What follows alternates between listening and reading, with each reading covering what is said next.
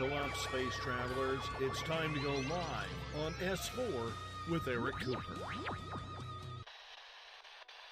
Prepare to go to the edge. 3 years. Over 1,000 followers. 30,000 downloads in the archives.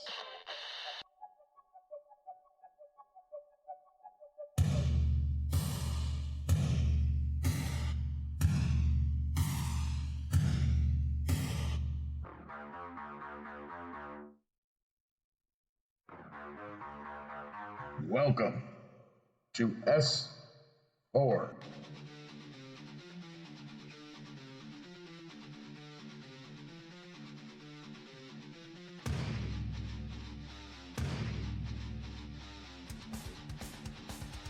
Good evening, ladies and gentlemen, and welcome to S4, the official radio broadcast of Forest Moon Paranormal, with host Eric Cooper and our panel of enlightened minds. Coming to you live from FMP headquarters located in the heart of Skagit Valley, Washington, at the base of the majestic North Cascade Mountains. We will take you through a journey of exploration as we examine every aspect of the metaphysical. From spirits, UFOs, Bigfoot, and conspiracies, to grounding, protection, astral travel, and everything in between, leaving you with a better understanding and comprehension of the world around you, and the entities that inhabit it.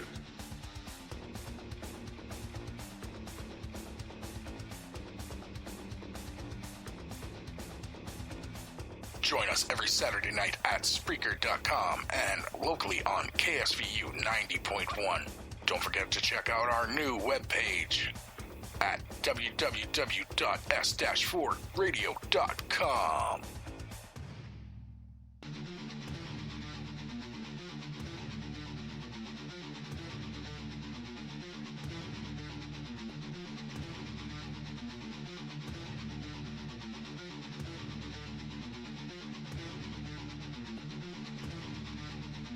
Now sit back, open your mind, get ready, because this is S4.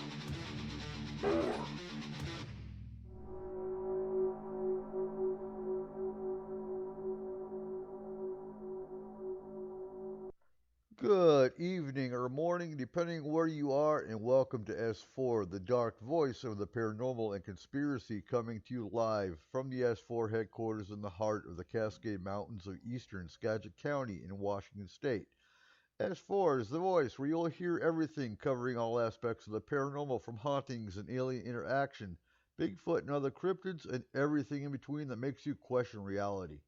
We also cover topics for safety, such as disaster and terrorist response and preparation, and veterans issues on Memorial and Veterans Days.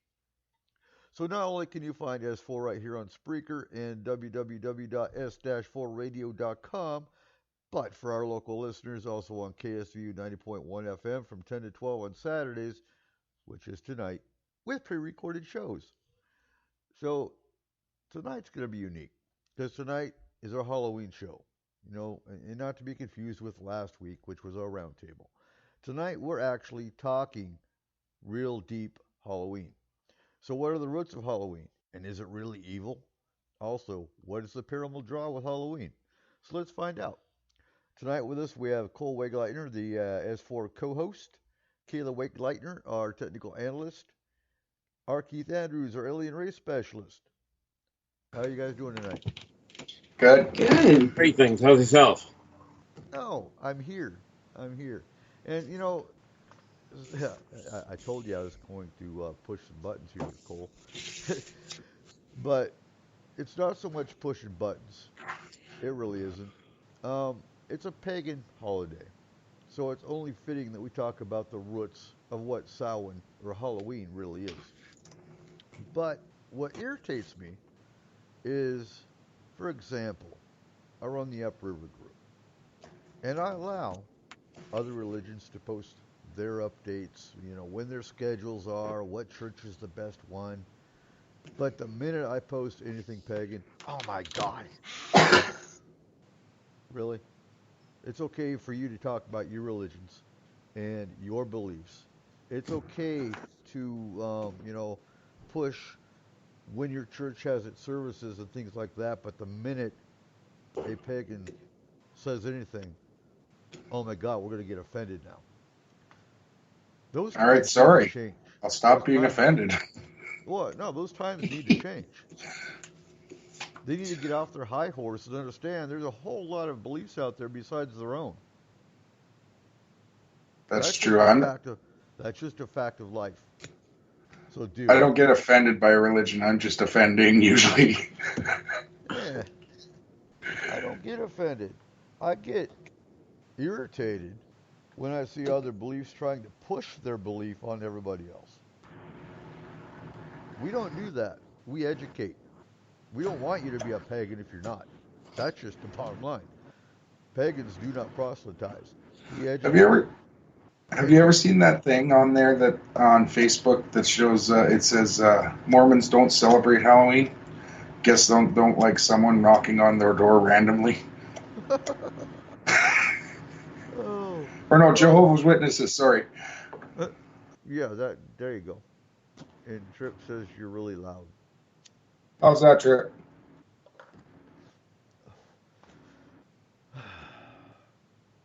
So, when we were in Iraq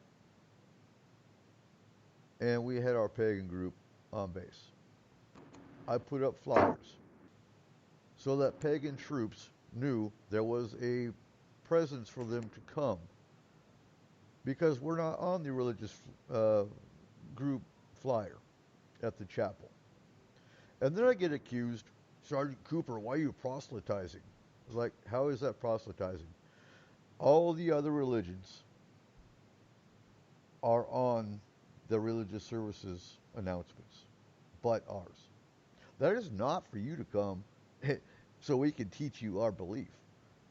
That is so other pagans can come because they'll be excited to know that their belief is actually practiced.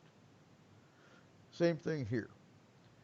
Ordinarily, I wouldn't care if you really knew what Halloween was, but when you have, oh, I don't know, the Christian Broadcast Network, different religions saying, oh my God, it's a demonic holiday. Oh my God, we can't practice it. You know what? If you're uncomfortable, don't practice it. But don't call it what it is not. This has nothing to do with Satan. We don't believe in Satan. And that's kind of the reason we're doing tonight, is to educate you, the ignorant, of what our belief really is and is not. So I'm going to start tonight off, and I'm sorry, Trip. Let's see. And I'm probably up because I'm kind of, I don't know, I don't like the word triggered. I'm not triggered. I'm irritated. So I'm going to read a poem by Jarena Dunwich, and you can find it in the Pagan Book of Halloween. And it's called Shadowfest. And it goes like this: Moon of magic, blood for fertility, druid fires blazing bright, spirits roaming, wail of the banshee, otherworld shadows drape the night, ravens soaring, wings of sorcery, eyes like darkest midnight gaze, silhouettes gather, moment of mystery, born again, the ancient ways. And that's from Priestess and Pentacle by Jarena Dunwich. I thought it was cool. So as we go along here tonight, how's everyone doing? Good. I'm just making sure our sound is better. You're just still a little bit quiet. I'm quiet to you. Yeah, a little bit. How about now? Perfect. Okay.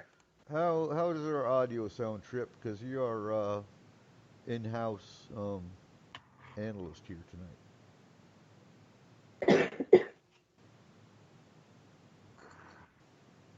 still here with us here, Keith?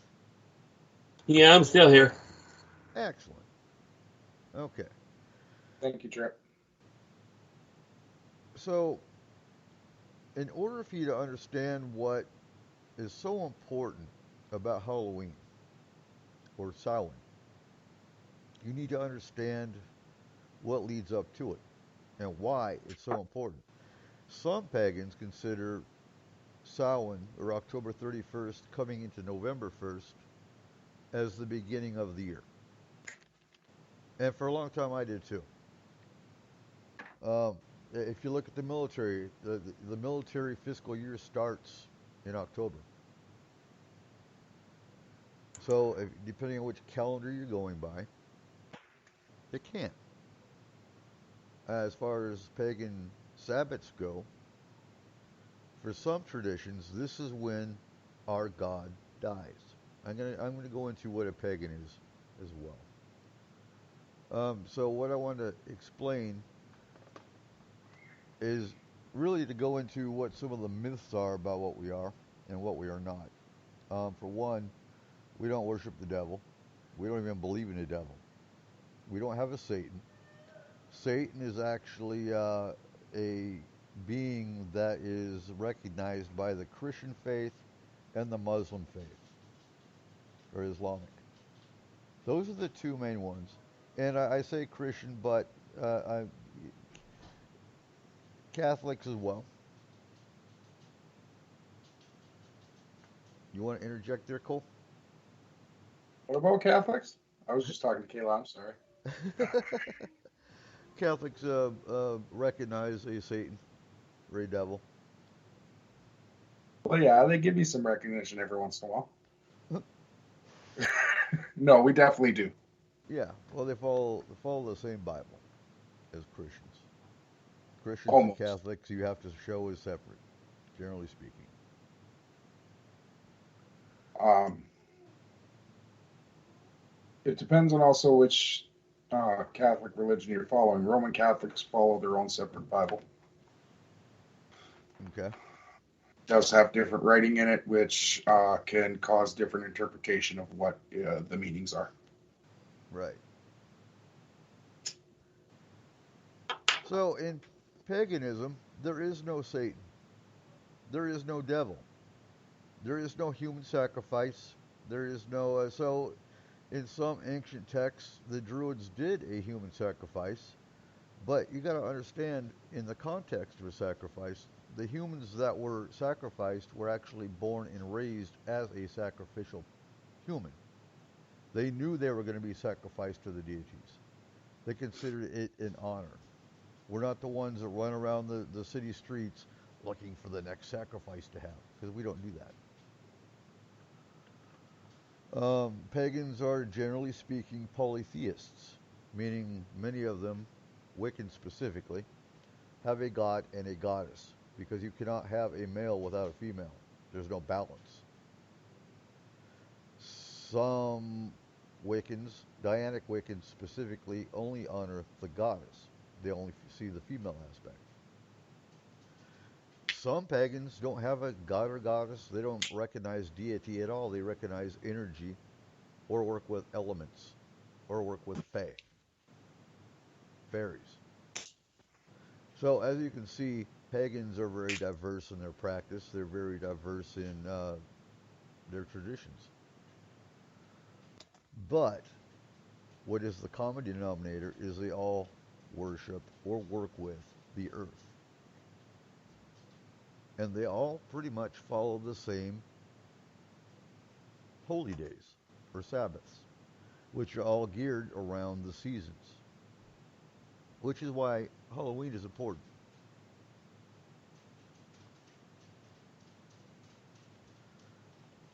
So that's some of the pagan myths.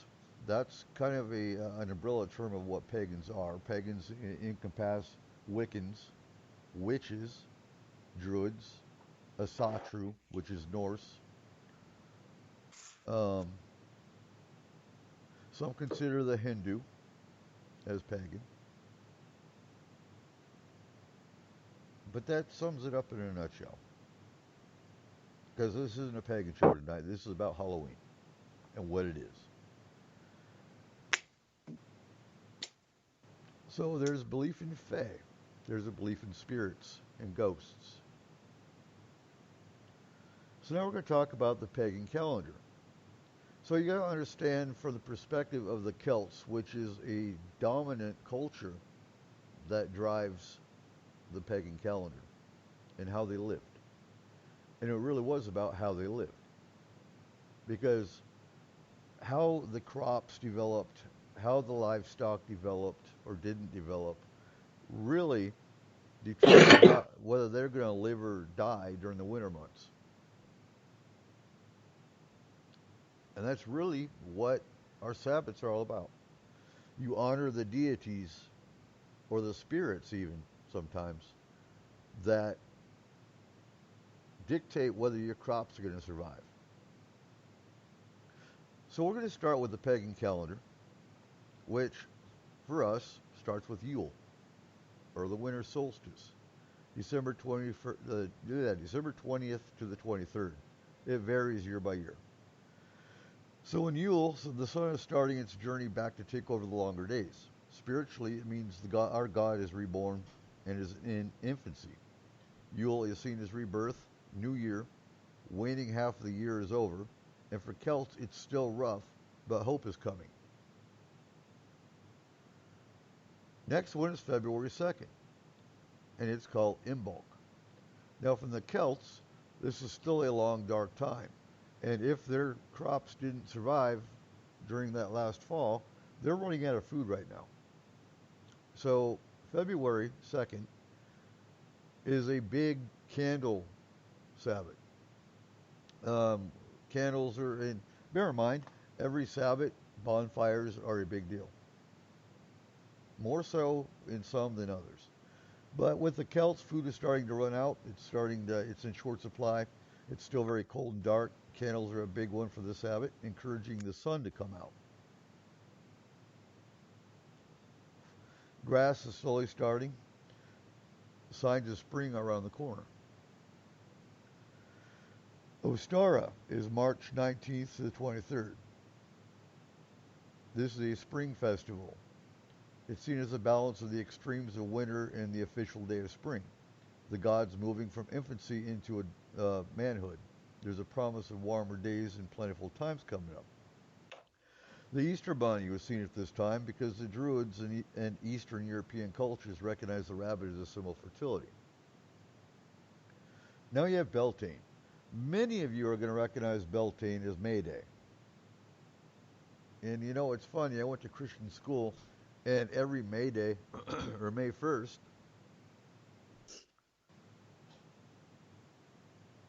all right, I'm watching Tripp's comment. Now, I can't really adjust my microphone right now. I'll just talk a little bit louder. But, you know, I went to Christian school, and even on May Day, we gathered flowers up, we put them in baskets, and we took them and knocked on someone's door and left them and ran and hid. And it's funny because May Day is actually very much pagan. Beltane is April 30th to May 1st, and it is a day of fertility. It's otherwise known as May Day. Fertility festival known as for the maypole. Passion and sexuality are seen at this time. Bonfires are, as seen in all the Sabbats, are also very symbolic. And in some cultures, cattle were driven at this time between two bonfires to cleanse them. Now you have Letha, or Midsummer, June 20th to the 22nd. It's a big Fae day. This is a fairy day. This is the other Sabbath that many people see as where the veil is thin, so fairies are abundant. The crops are starting to show themselves after they were planted. Days are warm again, and it's the longest and shortest day. It's longest day and the shortest night of the year. The god is now in full power and in the peak of his adulthood. I bring you around now because now is the harvest festivals, and these were what's important, and they can make or break the Celts especially which is why they're big on honoring the deities of the harvest. So Lammas is August 1st and 2nd. I really wish Don was here tonight because he was with us in Iraq when we actually did these festivals on base. Lammas is August 1st and 2nd. It's the bread or wheat festival.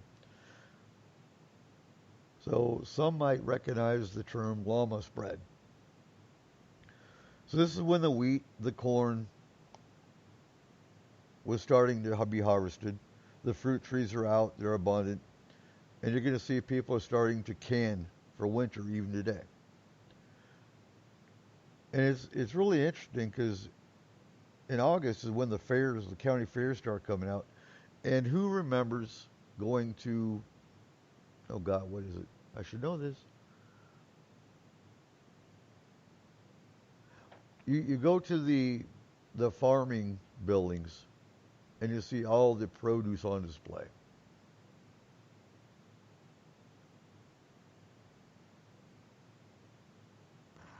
I'm trying to remember what that's called. Yeah. Up here we call it a The farmer's Grange. market. No, the Grange. That's where. So the Granges are big on that, and that's why. Yeah, I've been doing a lot of research tonight, and well, yeah, um, yeah. The Granges are the ones that bring out, and they set up all these big fancy displays, and they try to win, and they bring the best of the produce, the best of the crops. Have you ever seen crappy crops at a Grange? Cole? In Canada, we don't have granges. That's true. No, up here I think they call them the farmer's market. Well, But you still get some crops that are not great. no, we have farmers markets here too, and but you don't see withered crops at the farmers market. Depends on the year. They're not going to sell. So the next harvest festival we have is Mabon, and that's September 21st to the 24th. It's another harvest Sabbath, but now you see the leaves are turning colors as fall and winter show to be around the corner. It's the darkest part of the year. If crop failed, it can mean a fateful winter. It's also seen as a wine festival because the grapes are starting to come out and the crops are being harvested. So they thank the god and the goddess for the harvests that are done during Lammas. And now we come to the third and final harvest festival, which is Samhain, otherwise known as Halloween.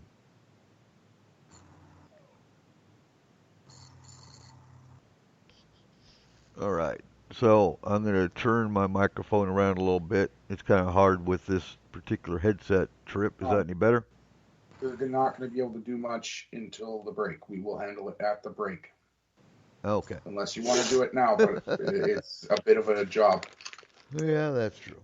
All right. So Samhain is always October 31st into November 1st. It's dark early.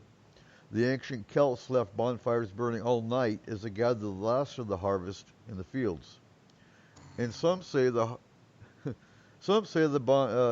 hearth fires. So hearth fires are what you have in the fireplace to keep the home warm.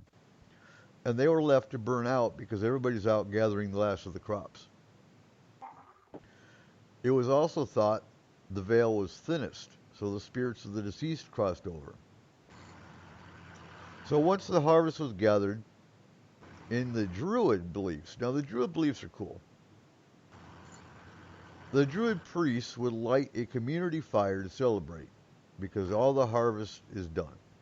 The community took a flame from that fire to restart their hearth fires. Cattle were sacrificed. So some texts also portray a festival lasting 3 days and nights in which communities had to show themselves to the king or the chieftain. Failure to do this would result in death from the gods.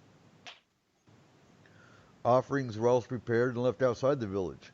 Now this is what's cool, because I've seen both. I've seen Druid celebrations and I've seen Wiccan. Wiccans are very big on casting a circle. They'll cast a circle and they'll do their ritual inside the circle for protection to keep them safe from from spirits, things of that nature. The Druids now, they don't believe in a circle. they will take an offering. They'll take a bottle of ale, whatever, and they'll go outside where they're performing, and they'll pour on the ground as an offering to what they call the outdwellers. And these are spirits, these are fae. And it appeases them so that they leave them alone while they're doing the ritual. And you see this in the ancient Celts. So some texts portrayed a festival. So the offerings were also prepared and left outside the village in the fields for the fae, or the she, to keep them safe from mischief. They would also dress as animals or monsters to keep from being kidnapped by fae. Other creatures known as puka, and we actually talked about puka here on S4 when we did the fae show. But the puka are shapeshifters. So they offered harvest offerings to them as well. Then you've got Lady Gwyn, a headless woman dressed in white, who chased the wanderers. She's also accompanied by a black pig. The Dullahan appeared as impish creatures and were seen as headless horsemen, often carrying their own heads with flame-eyed horses. You guys recognize that at all? Ichabod Crane. Johnny Depp comes to mind. So, seeing the headless horseman in the Celtic culture was a death omen to any who saw him. And then there's the fairy host, which was a group of hunters that kidnapped people, and the Sluag, who came from the west, entering houses and taking souls. So, to protect themselves, the people carved turnips, called jack-o'-lanterns, to scare off the spirits. So Halloween moved to America, technically in the 18th century, because I think the first colony that recognized Halloween was Maryland, because the Protestants were very much against the Irish in Halloween and all their cultures that came with them. Trick-or-treating began in Scotland and Ireland in nights leading up to October 31st, and they did what was called mumming. Mumming was dressing up in costumes and going door to door singing songs to the dead. Cakes were given to them from those they sang to in payment.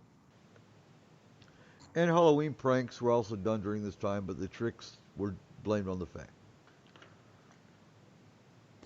So that sums it up in a real quick nutshell.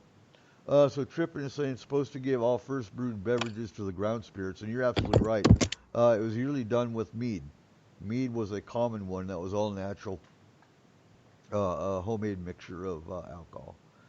And not just to please the spirits with spirits, but the first bit of liquor brewed can be poisonous. And that makes sense.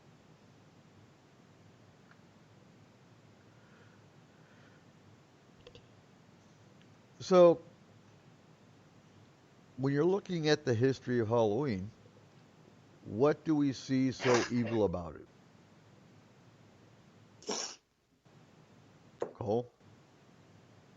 Kayla? Okay. Well, You guys okay. are So, quiet.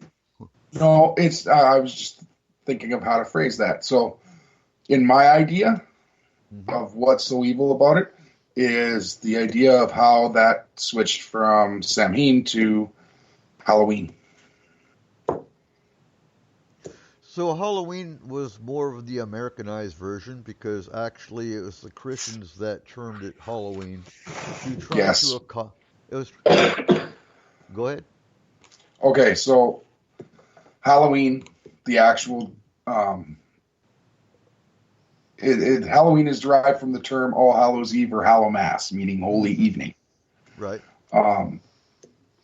It was their way of taking one of their holidays and switching it from the time it was celebrated at that point in history to a different date throughout the year to have pagans believe that they weren't celebrating their own religion anymore, but turning to Christianity instead.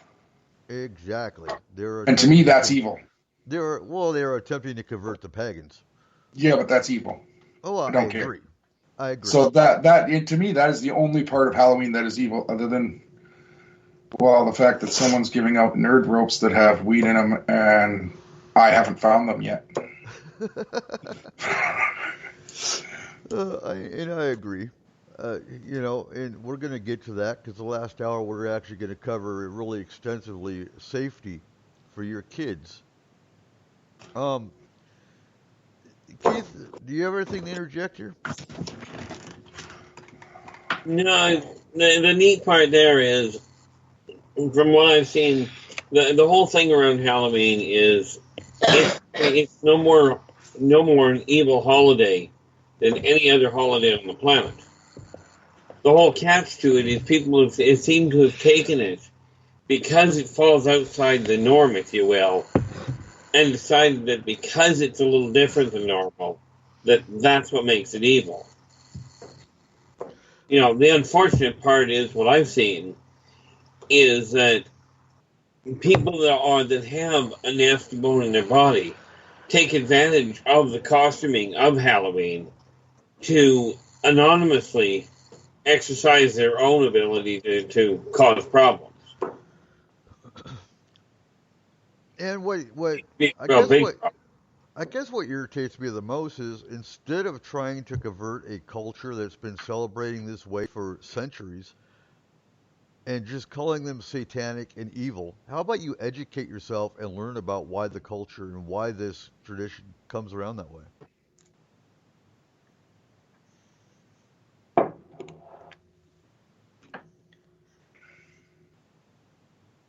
Oh.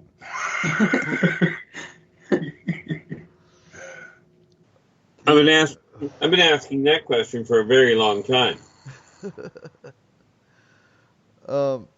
But then you have, because they're the one true way and nobody else, don't even bring up Islam to them. But even with Islam also, because I was talking to Seth about this earlier, Robert Rose, and, even in Islam, they're encouraged not to celebrate Halloween.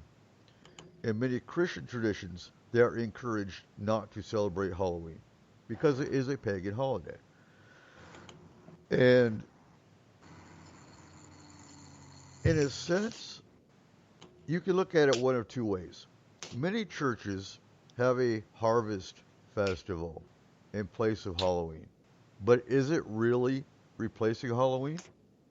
Because the original connotation of Halloween is a harvest festival.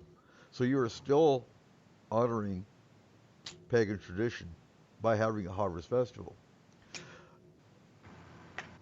Well, and the stupid part about that is within the Catholic and Christian religions, it isn't a pagan festival to them, because there is actually a point to it for those two religions. Mm-hmm. It's actually it's a full 3-day festival. So you have All Hallows Eve, you have All Saints Day, and then you have All Souls Day. That is supposed to be celebrated throughout, the listings is the Roman Catholic Church, the Anglican Communion, the Methodist Church, the Church of the Nazarene, the Lutheran Church, the Reformed Church, and other Protestant churches. Right. They all celebrate that. Where did it say that?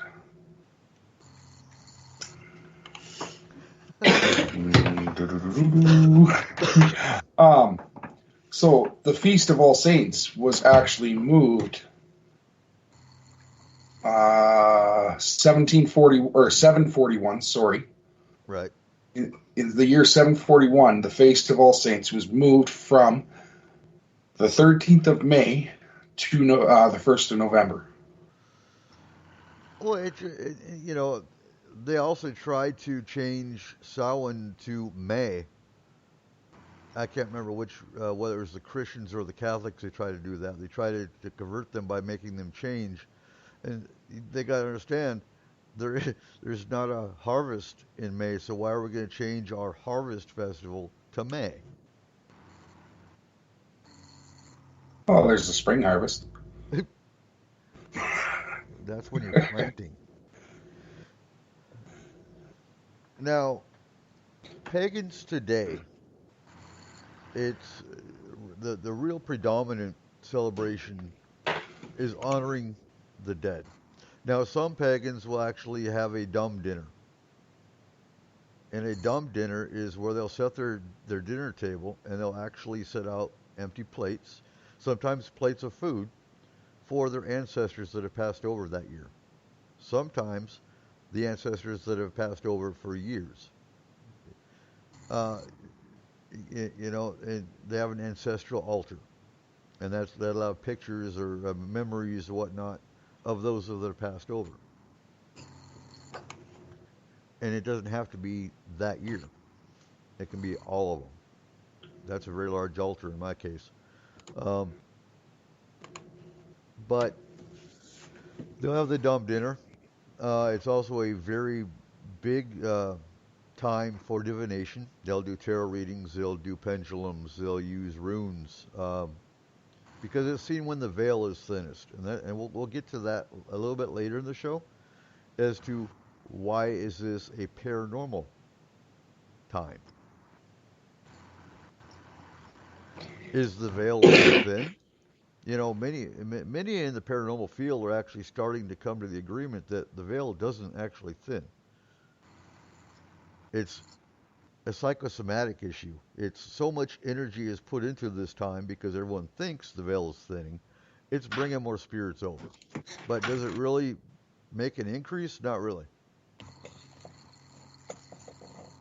Now, what I've always found kind of strange was that it also falls on the Mexican Day of the Dead. Okay, which actually is a lot like what you were describing as far as setting up altars and communicating with the ancestors and everything else. And that was actually adapted from an Aztec festival type thing. So what I'm trying to figure out, though, is do we know which one was first? What's that? Well, whether Samhain and the, oh man, where is that? Celtic festival happened before the Aztec festival of the Day of the Dead, or if this was right around the same time, just in different areas. I haven't researched the Aztecs so much. I know more about the Celts because it's more my practice, more my tradition. So Day of the Dead goes back 3,000 years Right. in pre-Columbian Mesoamerica. And the Celts were around 2,000 years. So I would say the Aztecs were probably pre-Celt. Yeah, I just think that it's interesting that two celebrations right around the same time for the same reasoning are happening in two completely different parts of the world where they wouldn't have had necessary contact with each other at that point. Right, and what's interesting too is the difference between the northern and the southern hemispheres. So if they're in the northern hemisphere, it would make sense about this time of year because it's dark, it's winter. Your sustainability or your life is dependent on how the crops developed.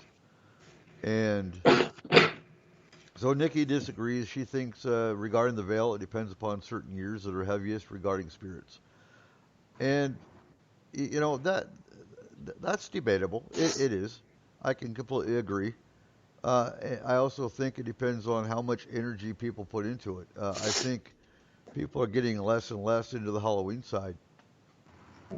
I don't get it. What do you mean heavier, like heavier spirits? No, What do you mean heaviest? An increase in spirits. Oh, okay. I think more and more eyes are awakening.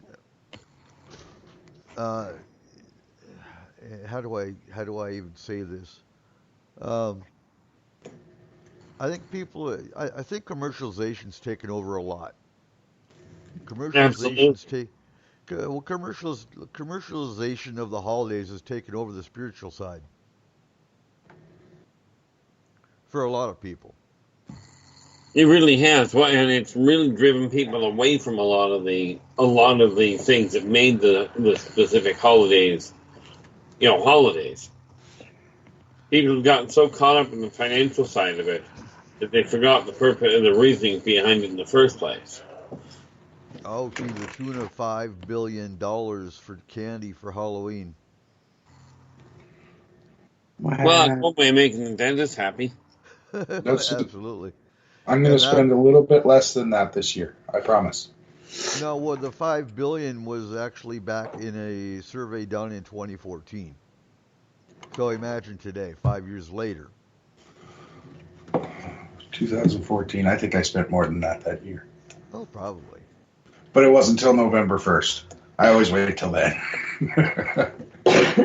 Like, you just wait for it to go on sale. Absolutely. 50% sales. Hell yeah.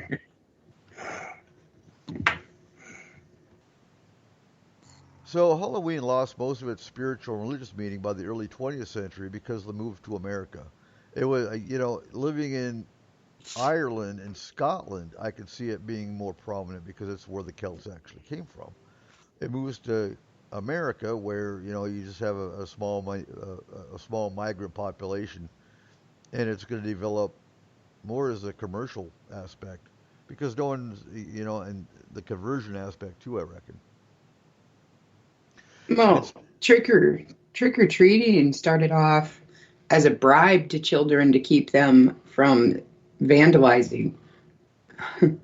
Oh yeah, Like thus yeah. the term trick or treat. Yeah, where it meant something completely different in Ireland and Scotland.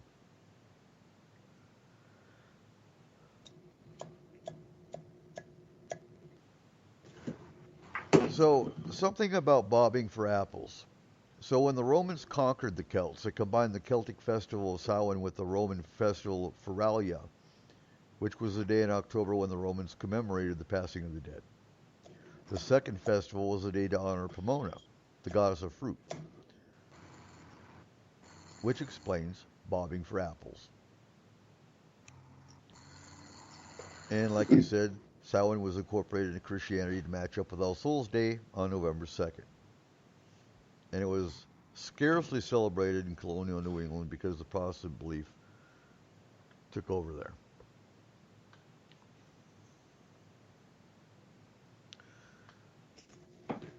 Huh.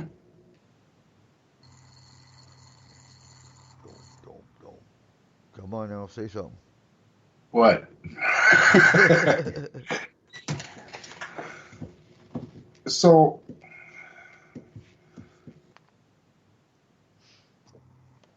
then, okay, so with all the similarities, though, how did it end up being so similar between the Aztecs and the and other religions across the world? Because they really are. Well, I'll answer there. As much as the cultures were different, the spirits didn't really care which culture it was. They still show up. And I think Starflower brings up an excellent point. And probably the answer to that question is that, you look at the Egyptians with Ra, the god of the sun. The sun played a very important role with all these cultures to where they celebrated the sun or honored the sun, using Egyptian with Ra as an example. So it's about the sun rotation or energy from the sun for a lot of different religions.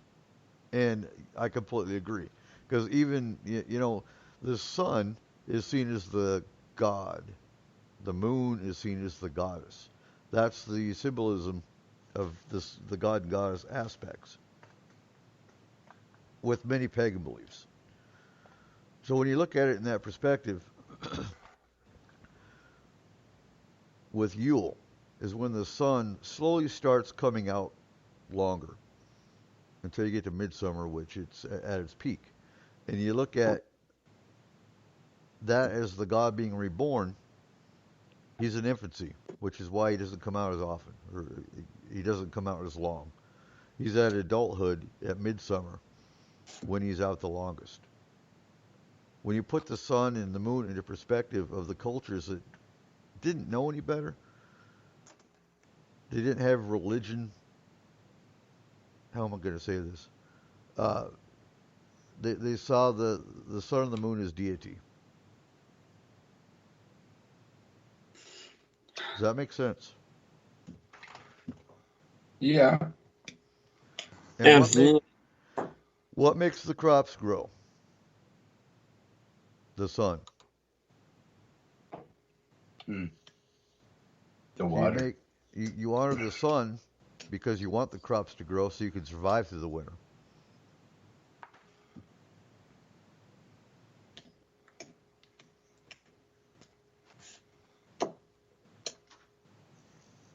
Y'all too quiet. Say something. I'm looking something up.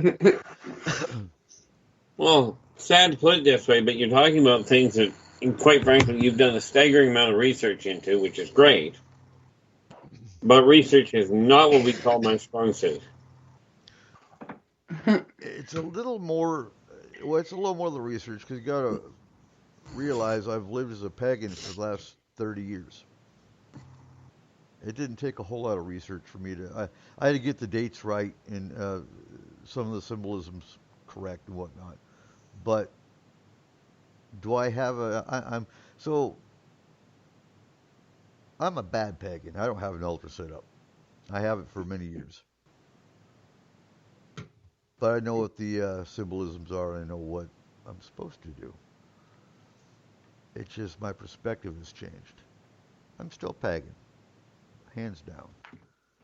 I just don't have to do the ritual side of it so much anymore. I was thinking of different places that across the world with Halloween and everything. The one that I've never heard anything about was Greece, so I just looked it up. And this article says, while much of the Western world except Greece celebrates Halloween on Thursday, October 31st, the celebration actually is rooted in ancient Greek mythology.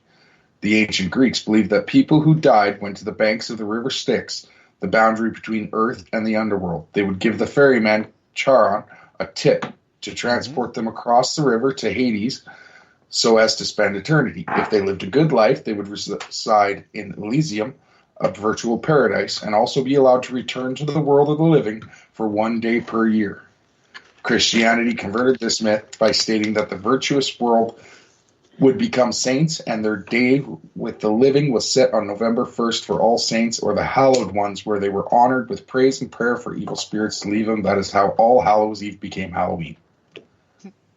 And that's cool, because, I love hearing cultures, and, coming from the Greeks, I've never heard that. No. Well, I've heard of the river Styx. I've heard those legends. Yeah, but I've never heard that Well, let's face twist it, on River it. Styx is a wonderfully warm place to just splash around, but I don't recommend staying in it for long. You stay out of there. Now, Nikki has a great. Hot tub's really good. Nikki has a great question. The ones up here are a little on the warm side for me personally, and the River Styx is a whole lot worse. Right.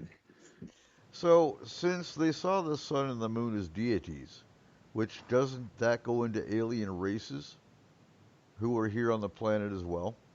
So, what's your perspective on that, Keith? Well, and quite frankly, when you take any one of the races out there, I mean, you take a human, take a human from a so-called first world country, give them a Bic lighter, drop them into the middle of the Congolesian jungle amongst the pygmies. Take that person, you conceal the Bic in your hand, you wave your hand over top of it, and you go fire, and you flick it at the same time. You are now, according to the pygmies, you're now a god. Well, exactly. Oh God, which movie was that? There's a movie that actually portrayed that. Wait, that was Stargate. Yep, I think. Yes, with the white people. Eric, let's go hang out with some pygmies. Yeah. Well, at least they Gods for a day. Just not the ones on that island where they kill people. Those were called Ewoks.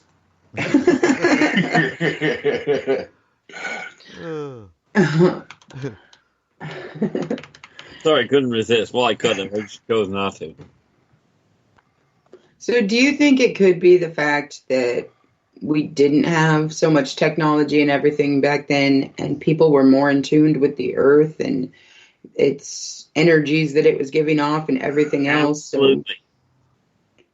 Yeah, hands down. Absolutely. This is why the people that are more in tune with the natural energies have more problems with modern technology. Right.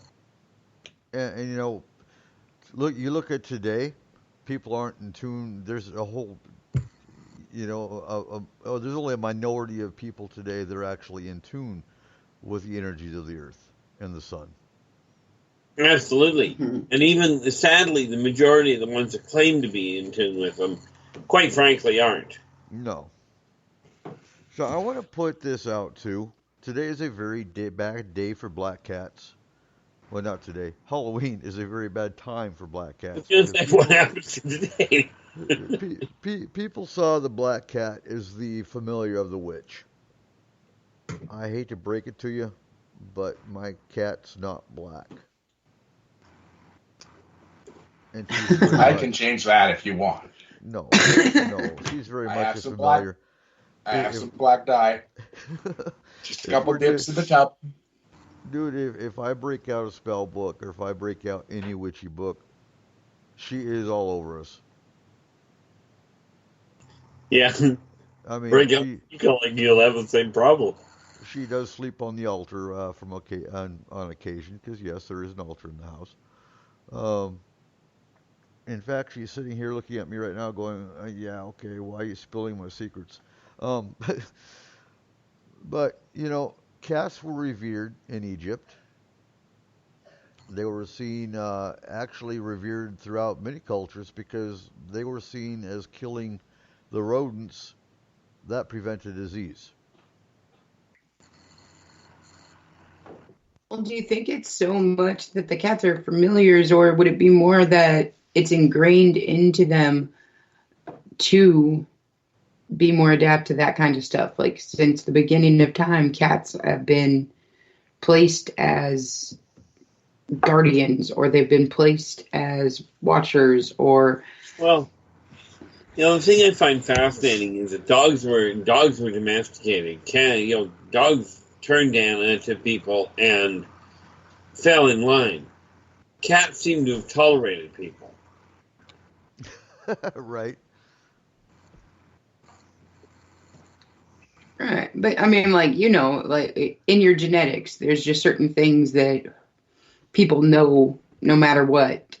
Like how to breathe, how to do this, how to do that. Just specific things that have gone back centuries of this is how we've been conditioned to do something, so we do it that way. Do you think that the same thing happened with cats as they've been conditioned to be more adapt to these specific things, so therefore they are? No, it's just that people have learned that cats are more sensitive to them. It's not that people had any impact or trained the animal and trained the cats. The cats just inherently are more sensitive to the higher energies. You don't train cats. Cats train you. Oh, you know what I'm saying? I understand that. It's kind of a twisted way of doing it. So when you're talking dogs, for example, the Chow Chow was seen as the guardian of the Japanese emperor. Yeah, and the Pomeranian used to be a 400-pound war dog that made the Chow Chow look small. Right. It's still got the attitude. Just not the mass anymore. Oh, that would be scary. 400-pound Pomeranian. It would crush you every time it came to sit in your purse. I would like it. You say Pomeranian, I think of Blade 3, where the Pomeranian's got those jaws that extract. Yeah, the funny thing is, that's a Muldock dog. Is it? Ultimately, yes. I thought it was great when he went sliding out the window. But Oh, Hollywood has done some phenomenal jobs where it comes to making things a little bit more entertaining. And in those cases, people think it's just, I don't know, Hollywood. Hollywood gets their ideas from somewhere. They do, exactly. Trippin saying people seem to get sick before cats. Cats chased and go the mice, and people figured the cats were godlike once sickness seemed to go away, not thinking the mice rats were the causes for some diseases. Well, you're absolutely right. That was the cats that killed the mice that kept the plagues down. Were they really needed to be revered? No, of course not. But back then, the culture saw them as being revered.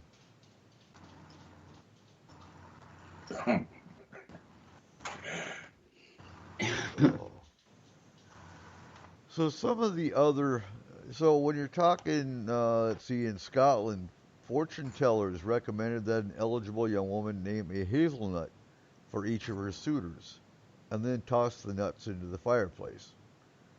The nut that burned to ashes rather than popping or exploding represented the girl's future husband.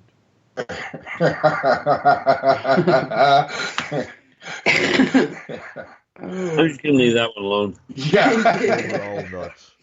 Yeah. So that's why chestnuts are roasting on an open fire. No, we're talking sour, not you. Oh, my bad. But that would make sense in that case. Right. So another tale had it that if a young woman ate a sugary concoction made out of walnuts, hazelnuts, and nutmeg before bed on Halloween night, she would dream about her future husband. That's scary. I don't want to dream about my future husband. Oh, yeah. You shouldn't be dreaming about your future husband. You're already married. Then again, I'm not going to take and trust me, you decide to start dreaming about your future husband. Did you just say that you were a girl? You may find that opens the door towards a divorce in a real hurry. Let's see, in 18th century Ireland, a matchmaking cook might bury a ring in her mashed potatoes on Halloween night, hoping to bring true love to the diner who found it. Well, it'll certainly bring in good cash flow. Well, as long as they don't choke on the ring. Well, true. You know. Well, then you can give them the Heimlich, and it's true love, right? Yeah, until you find out the person gave the guy the Heimlich, or the woman the Heimlich, in order to get the ring. Oh, I'm going to eat mashed potatoes every Halloween night if there's rings in them. Come on, man. So, one of the traditions also, or one of the superstitions, was don't let a black cat cross your path. That comes from the Middle Ages, where people believed that witches, to avoid detection, turned themselves into black cats. Man, that would be so cool. I want to try that sometime. Gee, here I thought it came from the people in South America that kept running across Black Panthers. Right? Wakanda forever. That makes more sense. Well, I don't know about you, but that's a black cat that you really don't want crossing your path if they're in a bad mood. Right. Every time I think Halloween and black cats, all I can think of is the movie Hocus Pocus. That was such an awesome one. So, okay, we're down to the top of the hour, so we're going to go ahead and take a commercial break. When we come back, be thinking about what your favorite Halloween movie is. You are listening to S4 on Spreaker.com.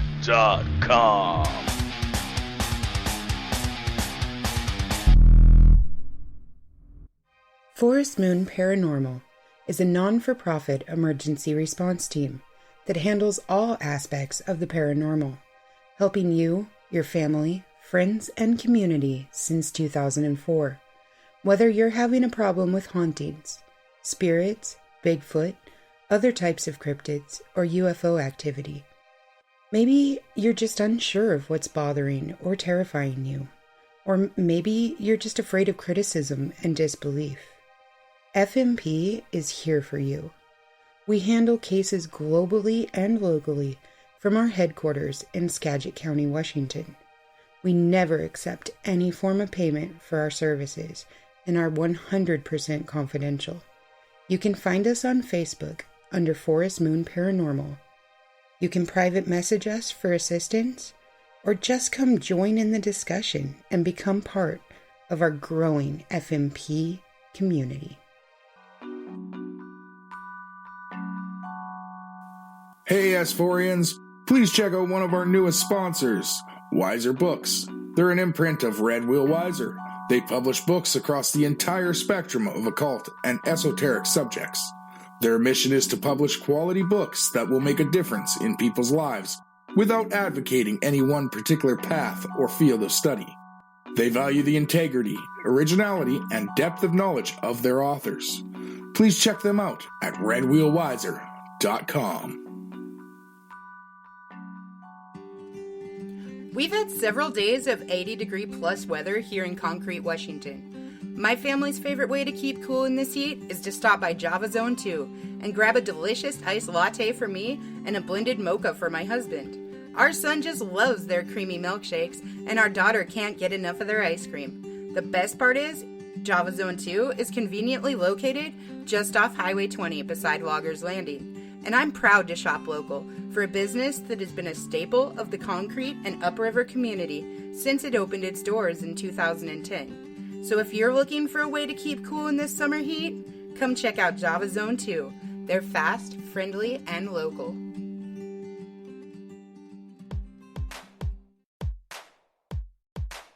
All of us here at S4 and Forest Moon Paranormal would like to thank everyone who attended and supported our 2019 Paracon. It was an amazing event that we couldn't put on without our sponsors, our speakers, and our volunteers. Be sure to keep an eye on our Facebook group, Forest Moon Paranormal, for all your updates on Paracon 2020, September 26th, 2020. Thank you again to everyone. Well, hello there. Us here at S4 would like to remind you out there that the UFOI team weekly meetings are broadcast live on Facebook from Denny's, where America eats, each Monday night, 6 to 8 p.m. Pacific Standard Time at UFOI Team on Facebook. The UFOI team's gear, product store, and newsletter are located on their website at ufoiteam.com. To contact the UFOI team with your sightings report or a paranormal story, send an email to theufoiteam@gmail.com. Keep looking up and tell us your story. Hey everyone, Cole here with S4 Paranormal Radio, the official voice of Forest Moon Paranormal. Looking for a way to get the word out there about your business, group, team, or product? Let us help you. A few clicks is all it takes to get started at s-4radio.com, or you can contact me at 360-999-2830.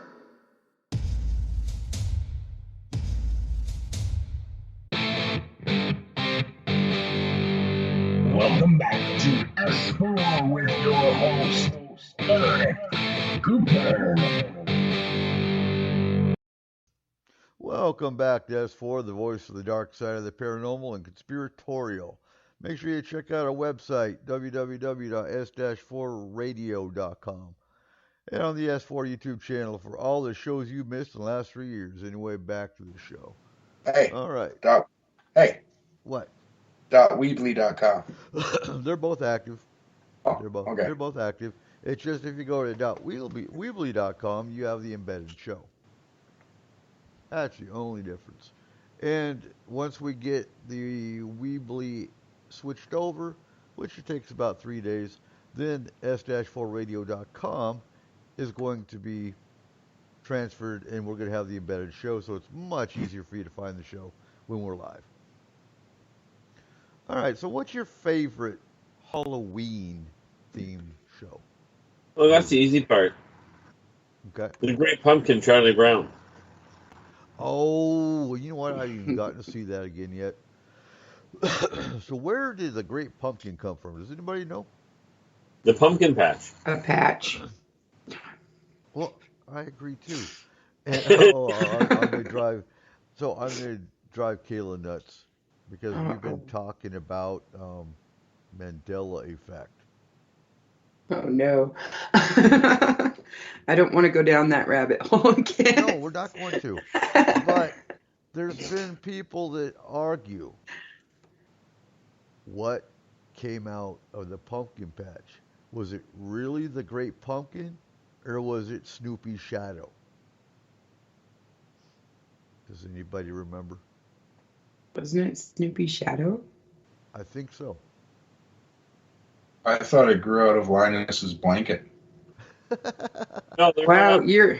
line explained. There wasn't even a pumpkin. Gee, you're gonna make me go watch that cartoon again. I keep telling the kids, watch Halloween cartoons. No, why not? They only come out about once a year. Um, yeah, so I think tomorrow we're gonna watch Halloween cartoons. Spookly. Oh my God! So Trippin watched The Great Pumpkin just the other night. I need to go find it. I'm sure it's on Netflix or YouTube. One of the two.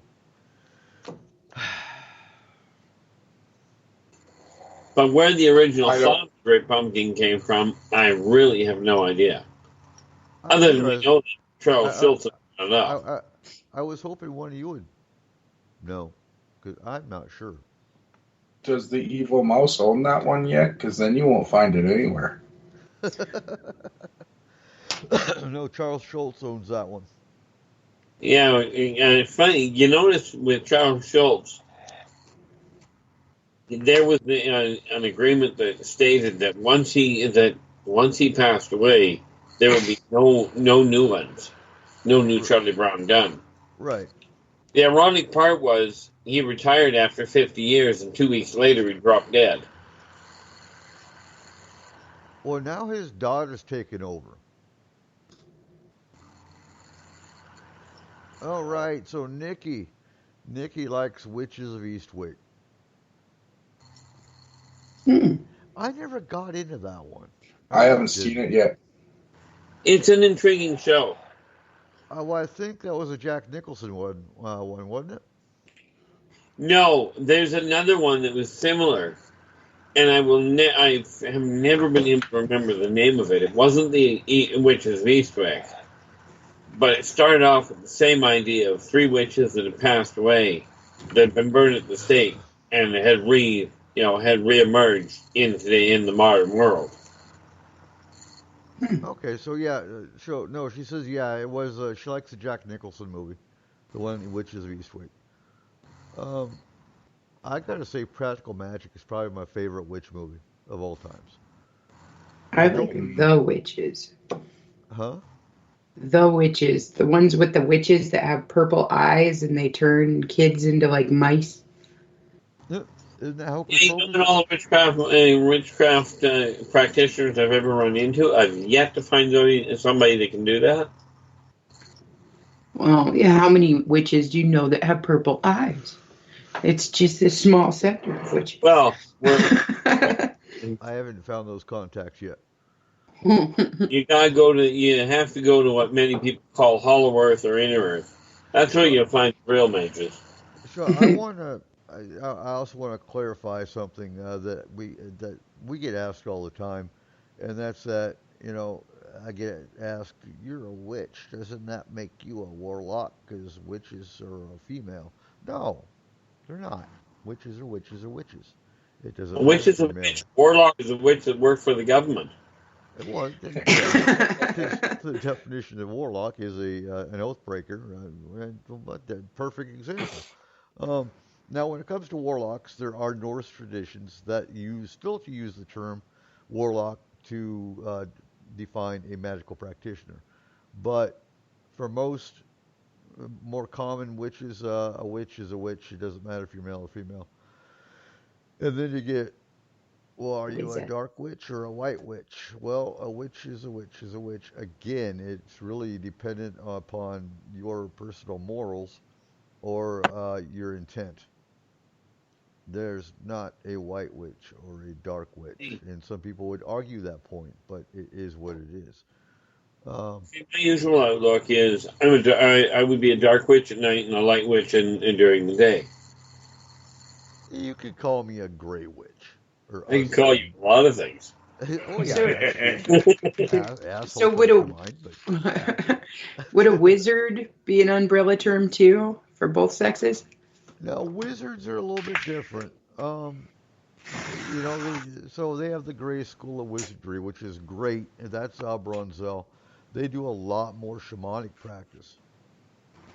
Okay. So it's like a different type. Yeah. Now wizards are a lot deeper spiritually, to be honest with you.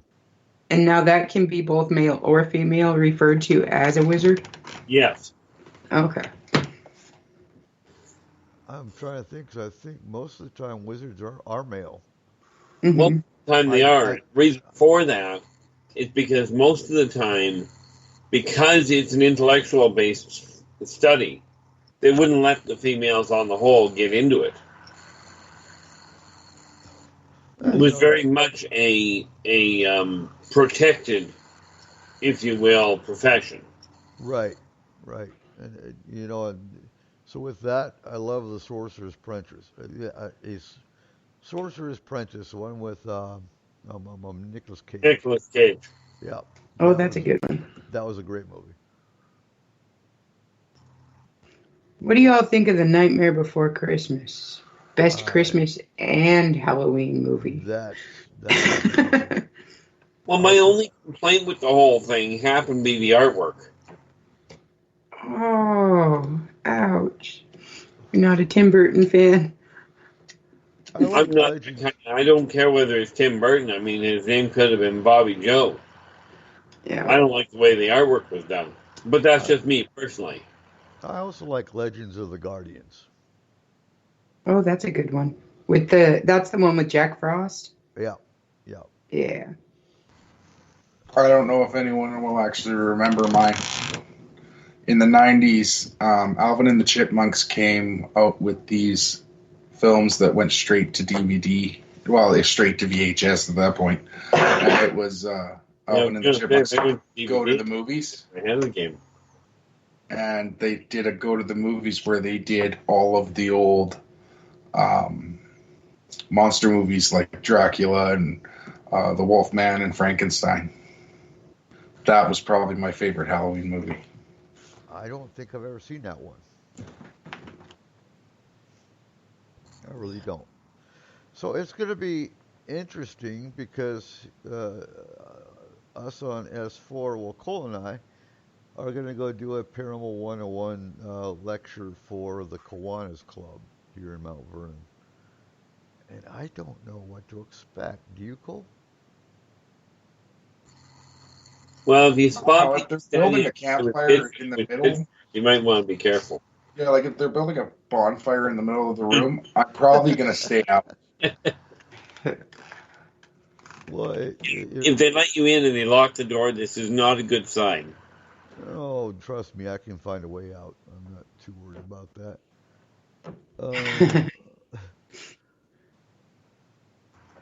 And so, no, Lisa, I haven't seen Joe. Joe has not been in the room tonight. Tripp says they need to quit teasing about a Beetlejuice 2. Tripp, I don't think that's ever going to happen. I honestly don't. There's a lot of rumors going around, but none of the main actors or actresses have actually said anything. Tim Burton hasn't said anything. It's just people using the internet to cause rumors. Yeah, look it up on Snopes. And Lisa waves at everybody. You guys remember that? Like, it was a comedy one, I think. The Haunted Mansion? Yep. Yeah. Eddie Murphy. Back a day or two. Right? Oh, yeah, good point. So Lisa's worried about Joe because of the fires. I believe I talked to Joe either today or yesterday. He didn't say anything about fires, so I assume he's all good.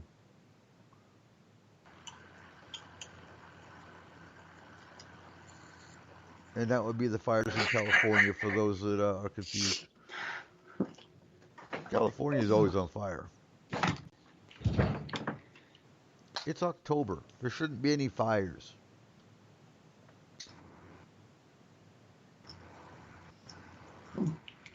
Well, but it's California too. Agreed. So, Cole, what did you find about the Day of the Dead? The Mexican, the Hispanic version of Day of the Dead.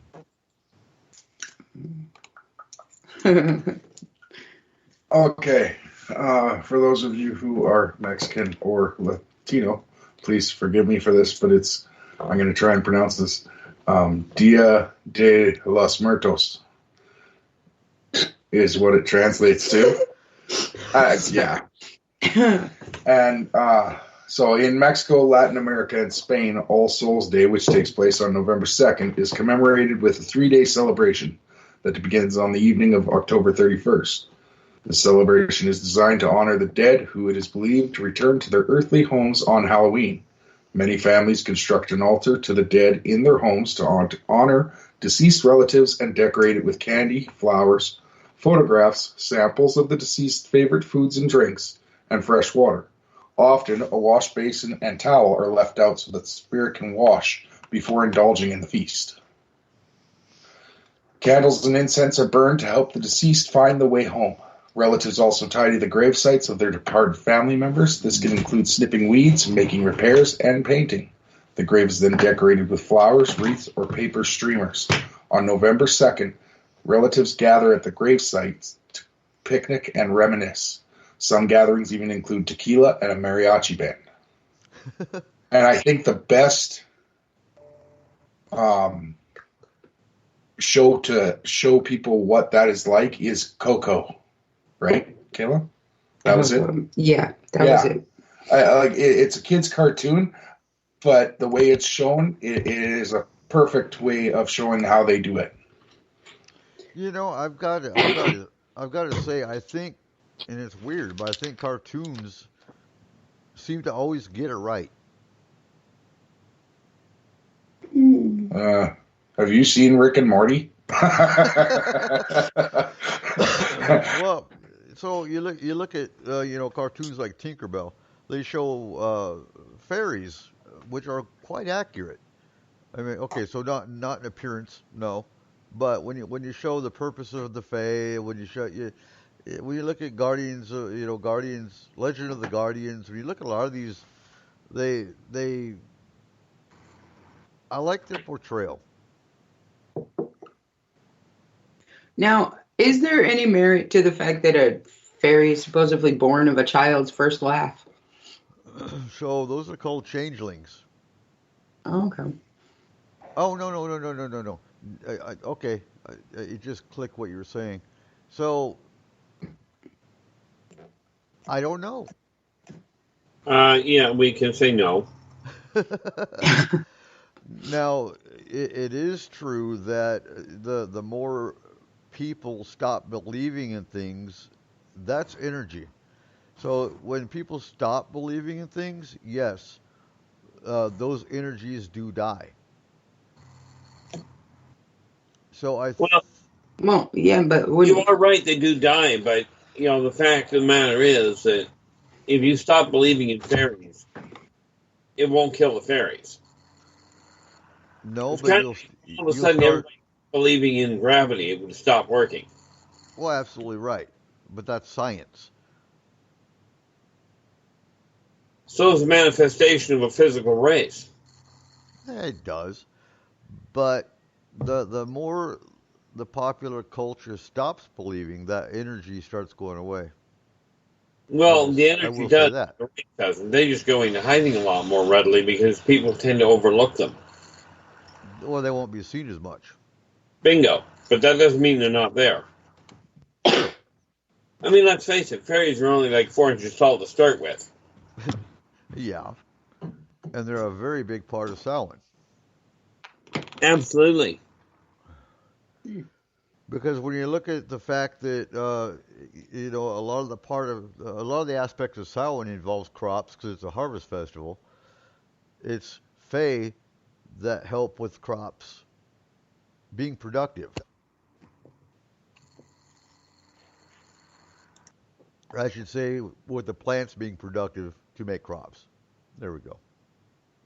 Well, and you should say that they play a large part of Samhain. To say they are a big part of Samhain, if they're only 4 inches tall, they're not a big part.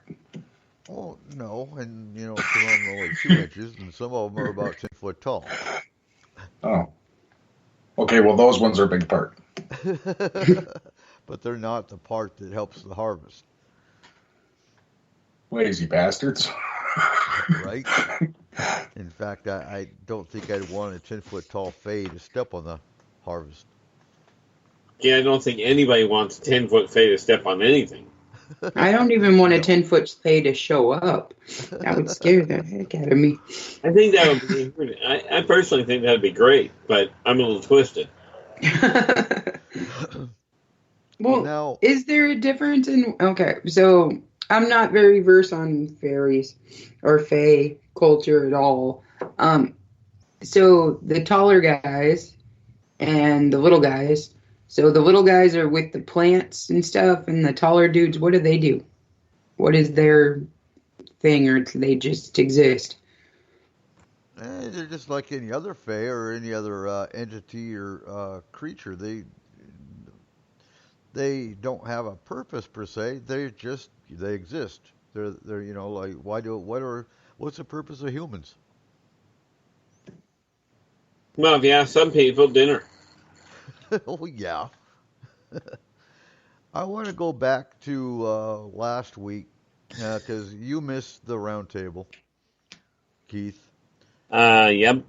Now I can answer: are Bigfoot sightings on the rise during Samhain? No, they're not. You'd be the one to answer potentially are alien sightings or alien abductions on the rise during Samhain?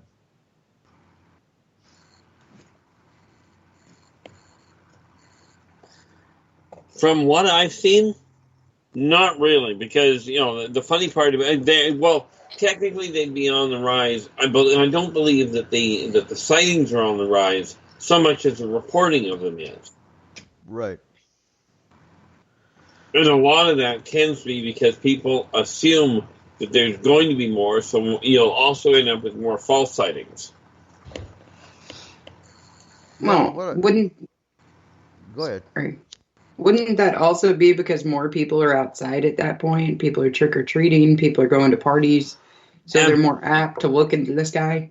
Yeah, because they're looking for the witches flying around on brooms, and everybody knows in today's world that the witches, have help in the world. They're not riding vacuum cleaners. No, we're in the woods. We're not flying around on brooms. In fact, I've graduated to a vacuum cleaner. Well, the fact of the matter is, the problem with the vacuum cleaner is you got to keep the dang things plugged in. That's a pretty long extension cord.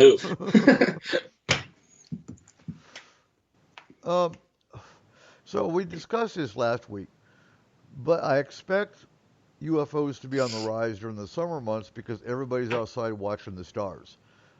And I look outside right now, and yes, there are stars, but it's cold. I'm not going to go outside to look for UFOs. Yeah, but UFOs are always on the rise. Huh? I said UFOs are always on the rise. Well, they are, but you don't see them reported as much. Well, no, and again, it's, as you pointed out, it's because people tend to be outside when it's warm out. Exactly. It's kind of like that brilliant thing that it took scientists 3 years to figure out. That 90% of shark attacks happen in shallow water. Now, I haven't quite figured out why it took them that long to figure it out, but what the heck? Here's what I found interesting. We've seen a rise in UFO reports, especially this year. But according to the Homeland Security report I received today or yesterday, and yes, they actually talked about UFOs in my Homeland Security email. I was like, really? That's weird. But according to Homeland Security, UFO reports have been going down for the last 5 years. It's like, who did this report and why? Why did this hit Homeland Security news? And I honestly think it's probably because when you have a government agency that's trying to report on UFOs, well, they want you to think the UFO reports are going down anyway because they want you to stop looking for UFOs. It seems like the reports would always be on a rise because the population is always on the rise. Well, that too, and the fact that if it weren't on the rise, it wouldn't be called UFO flying objects. Well, they've changed that anyway. It's not UFO now. Now it's UAP, unidentified aerial phenomenon. And that's a damn good question, Nikki. Nikki wants to know, why aren't there reports of underwater bases? Well, because mankind's got this brilliant idea that you don't have to study the water, which actually works well for the sea elves. Right. The sea fairies are quite happy that people aren't down there much. Or the mermaids. Yeah, the merfolk are very happy about it. Exactly. I did always find it really weird that most of our planet's made of water and nobody cares to check and see what's in there. No, they'd rather go to space. They did that in that Megalodon movie, and look how that turned out. Right. Well, snack food for everybody, of course. Stay out of there. And Nikki's saying she knows there are 3 of them off Whidbey Island. We're going to have to go check that out, Cole. Oh. I'm not so sure about that, That I think you need a special kind of clearance for that one. No, on base, yes. But I'm sorry, that kind of rules that out because I'm not going to go in a boat out in Deception Pass either. Yeah, I'm good. Yeah, I'll look at it from the state park. Well, you got to admit that would be entertaining. I think for everybody watching you go out in the lake. Oh, if we go, Nikki wants to go. We do Does have Nikki to go to know that? Whidbey here. We do have to go to Whidbey soon, though, anyway, to get ID updated. So maybe we'll go look around the base.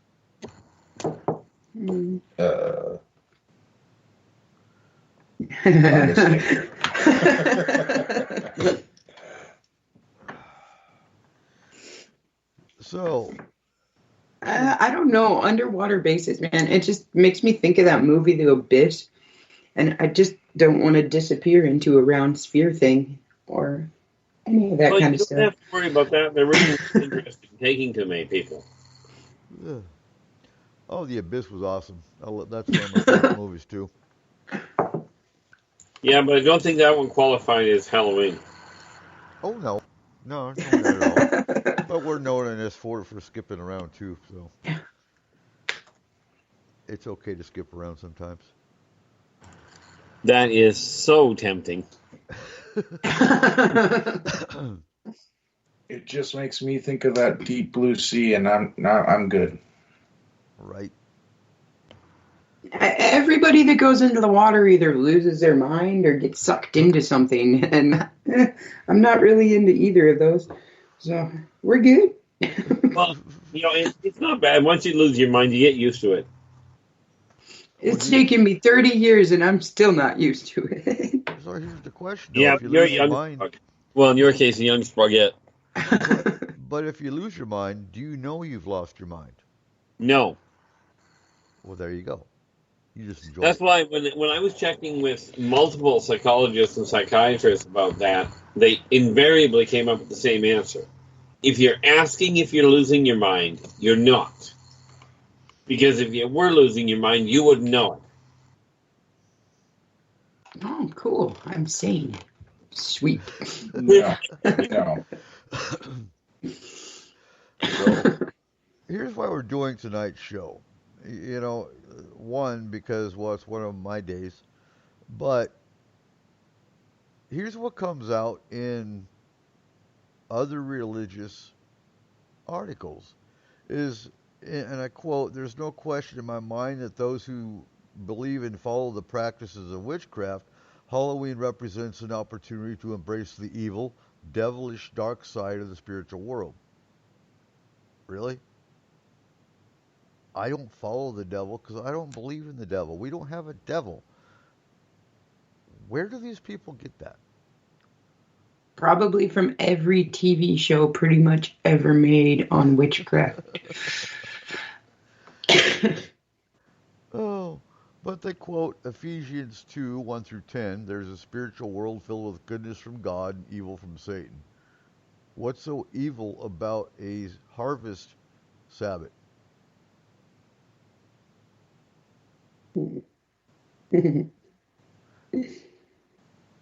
And then they go on with those who celebrate Halloween either are unaware of its roots or are intentionally promoting a world where evil is lauded and viewed as an ultimate power.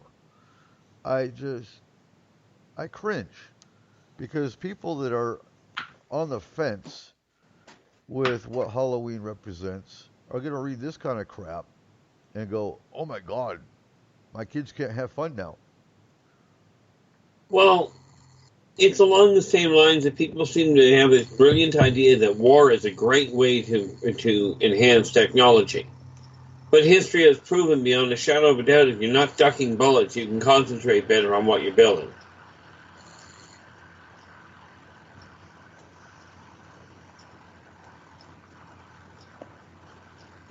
Granted, evil or negative energy, if you will, has a lot more pomp and bother. It's got a lot more flash to it. But positive energy has a much longer lasting impact. Right. You think about it this way. When you start looking at energy, take a look at water, for instance. Take a look at water itself. Call that negative energy and look at ice as positive energy. Ice will rearrange the landscape so much more effectively and long-lasting than what water does.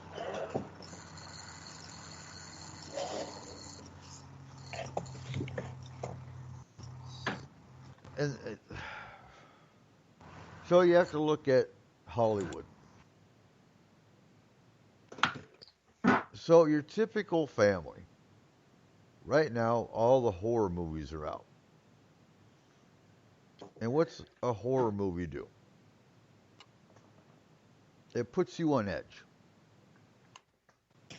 So you get done watching Jason or Michael Myers,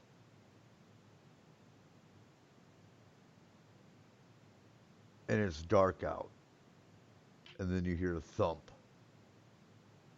or the screen door squeak. And automatically you think, oh, what was that?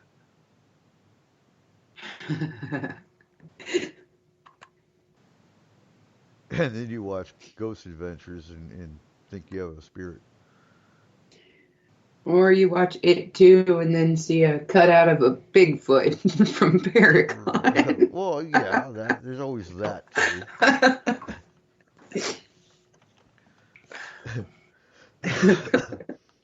So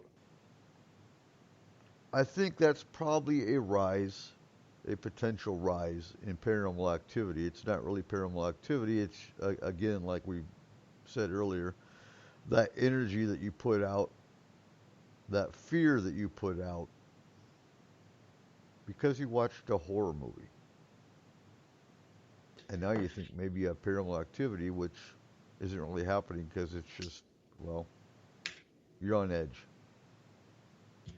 Well, we've talked about in the past, or you guys have talked about thought forms. Yeah. Right?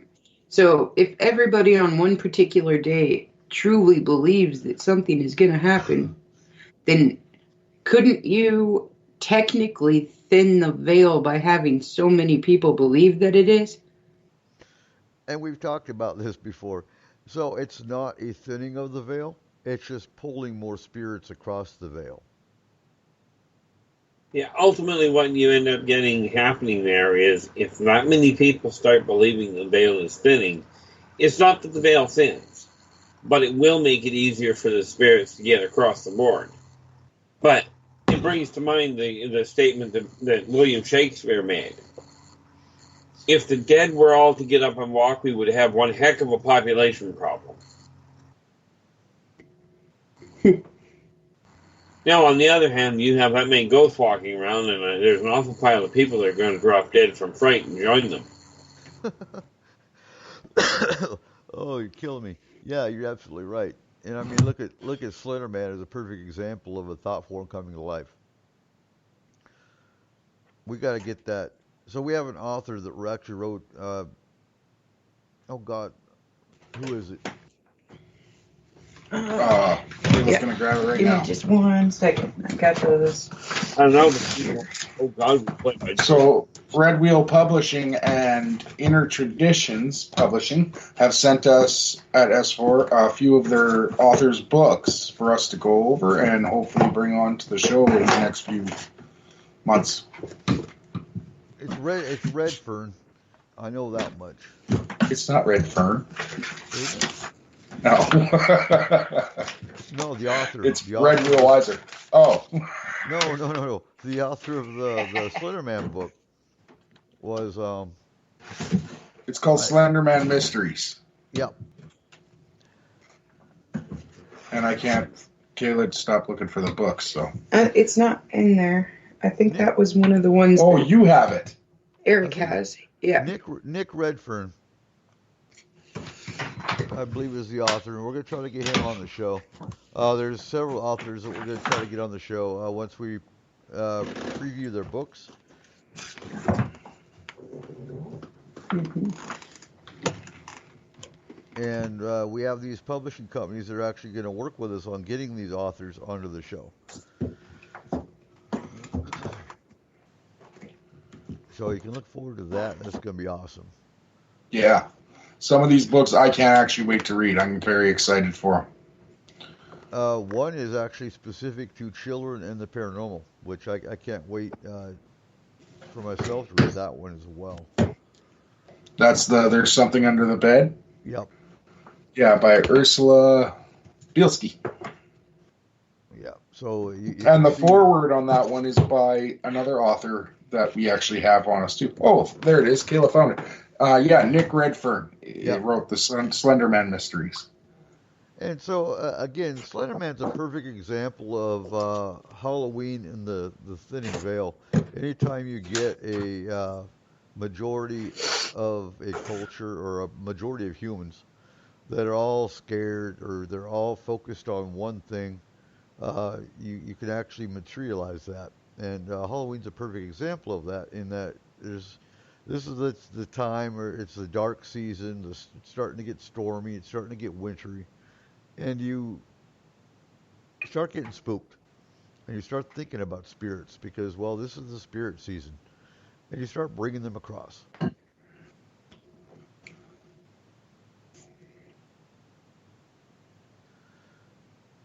And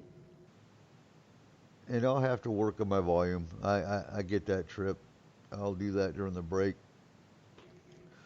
I promised Anthony, my son, that I would talk about Jason Voorhees because he's going to be Jason Voorhees for Halloween. Good guy. Good guy. Oh, he was. So the physical design of Jason Voorhees has gone through changes, some subtle and some radical. So for Friday the 13th, the task of coming up with Jason's appearance was the responsibility of Tom Savini, whose design for Jason was inspired by someone Savini knew as a child, whose eyes and ears do not line up straight. The original design called for Jason to have hair, but Savini and his crew opted to make him bald, so that he would look like a hydrocephalic mongoloid pinhead with a dome-shaped head. Savini created a plaster mold of Ari Lehman's head and used that to create prosthetics for his face. Lehman personally placed mud from the bottom of the lake all over his body to make himself appear really slimy. Quote.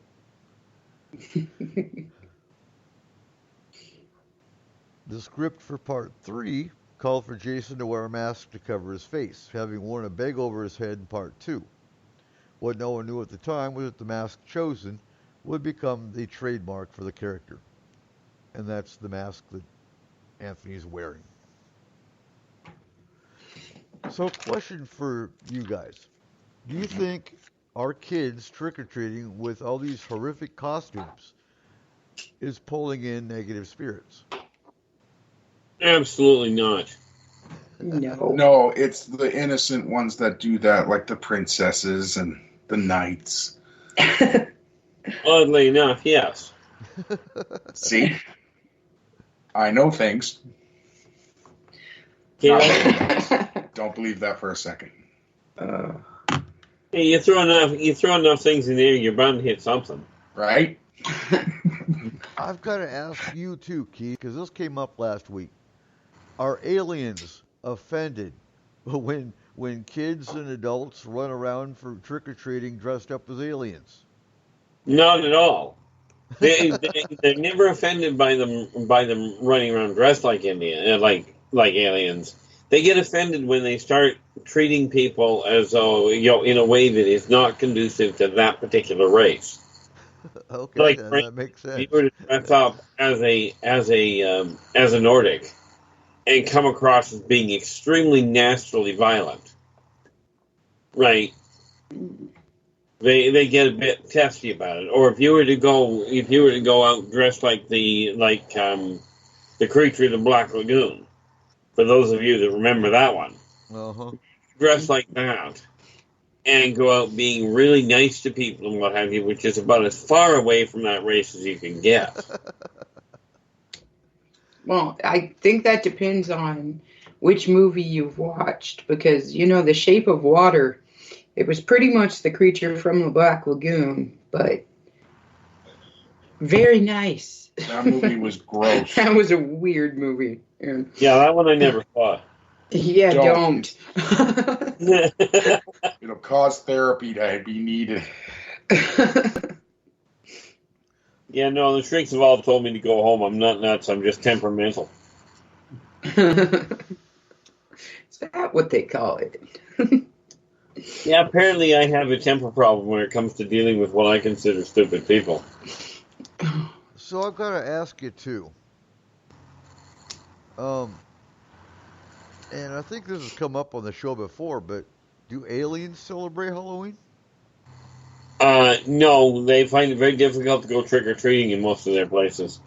Besides that, humans are the ones with the candy fetish. Oh, come on. Everybody loves candy. Oh, that depends on what you call candy for an alien. Well, so maybe some of them give out human fingers. Human skin, fingers, toes. Yeah, like maybe they have human rind instead of pork rinds. Yeah, you don't want to go there, but you are right. Yeah, you know how we like turkey skin at Thanksgiving? Yeah, well, yeah. So what, finish your human or you don't get any dog man? Basically. I mean, it's funny when they talk about, quit playing with your food. Who let the human out of the jar? Yeah. So I'm going to bring a perfect example of what mental projection or thought process can do. Because we did this, and it was a perfect experiment, and it actually worked in Iraq. So, in Balad, it was 2004, 2005. I believe we did this summer of 05, actually. And I took Desert Moon Grove together, and I told them, we're going to try something. And we're going to network with all the witches and all the pagans around the world. And have them all focus on peace for one day. And I put it out on the internet. And we had, the response was phenomenal. So we had covens, we had pagan groups all around the world that on the set time, the set day, they were all going to focus on peace in the Middle East. And you can call it crap, you can call it what you want. It is what it is. It happened. And we sent a soldier to each corner of the base, respective of those elements of those directions. And if you're Peggy, you'll know what I'm talking about. I'm not going to go into it because, well, that gets a little too deep. And we ultimately created the base as one big altar without making it an altar, essentially. And everybody focused on peace for that day.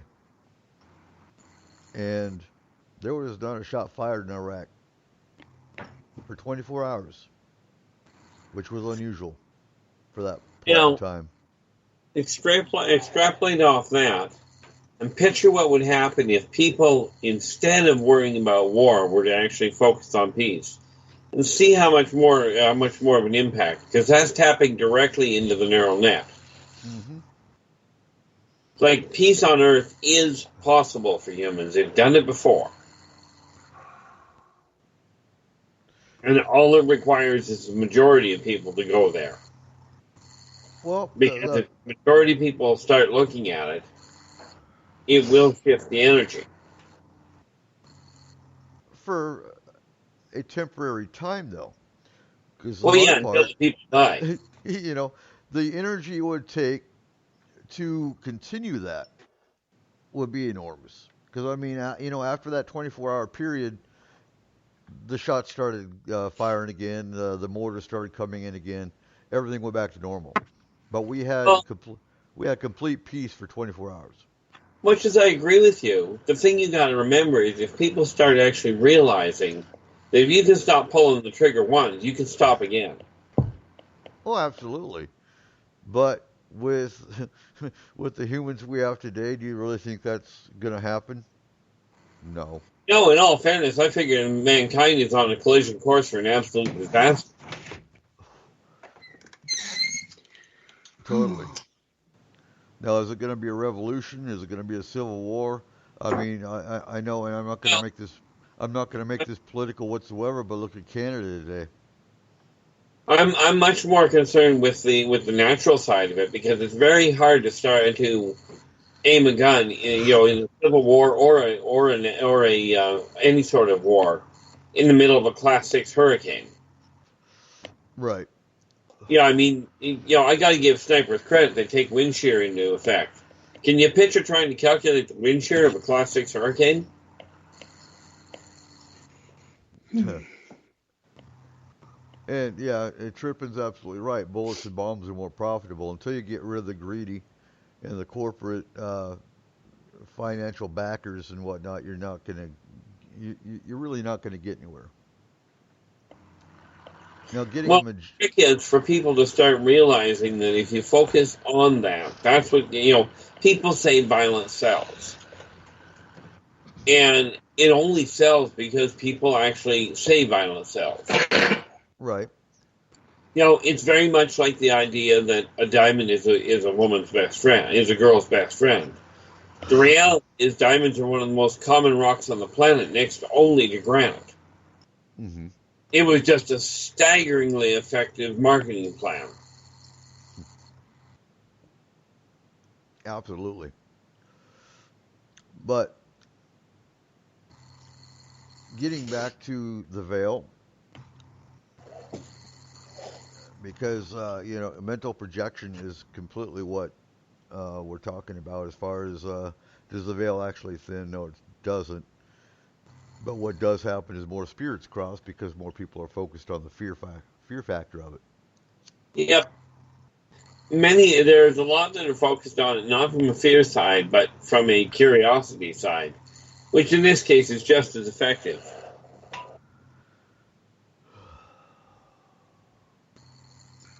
So what's everyone going to do? Because I'm buying time here because we're coming close to the top of the second hour. But what's everyone going to do for Halloween? I know what. I was thinking of sleep. I know what Cole and Kayla are going to be with us. We're all going to take the kids up trick or treating. That's what we do. No. You're going to be with us. Okay. Oh God. I know my little guy's going over to his mom's place. Oh, Trip. I don't have an answer for that, Trip. What's up with the toilet paper throwing? Where and when did the toilet papering of yards start? That's a great question. I started doing it in 1990. I don't have a cultural explanation for that. I think that's an American thing, or maybe a North American thing, because I know you guys do it in Canada too, don't you? Yeah, but you have to. I know from my step, I was growing up. It was a vandalism thing for schools, and it seems to have just expanded.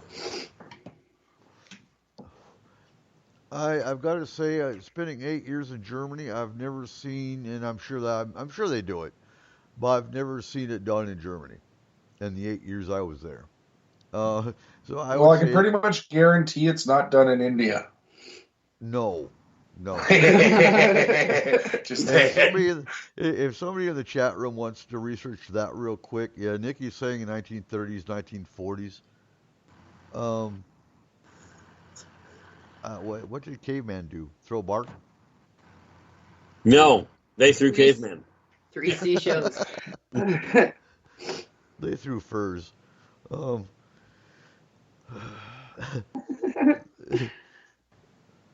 So do bears throw rabbits?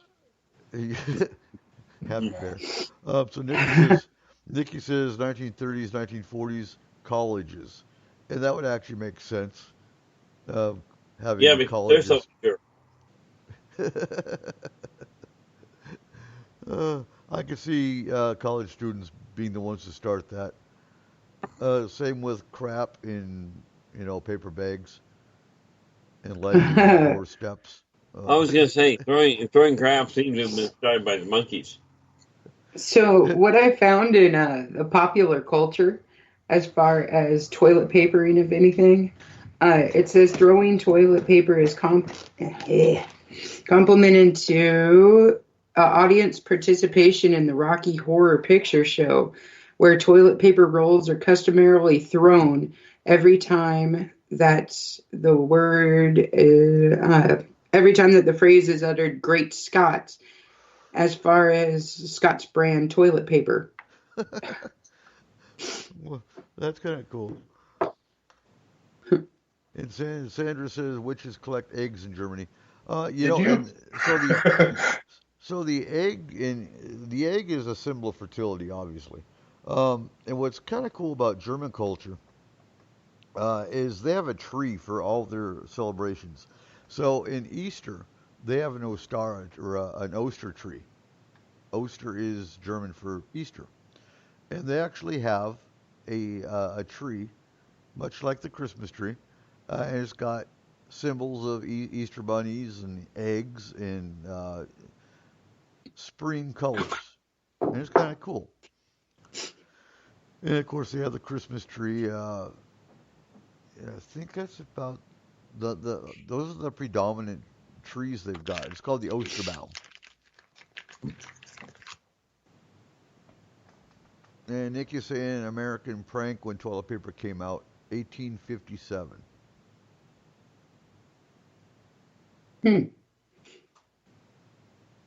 And what was the prank? Obviously, it was toilet paper, but why did they prank? Was there a reason they used toilet paper, or was it just easier, maybe cheaper to get? Well, one thing is for certain: it hurt a lot less if you threw a roll of toilet paper than if you threw a ream of paper loose leaf paper. Well, the thing is, usually when you TP'd somebody's house, you found a tree and you wrapped a tree up with toilet paper, and of course the house.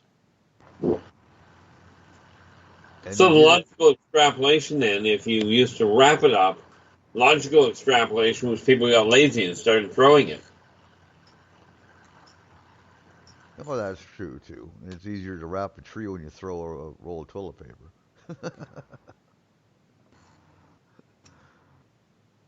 Oh.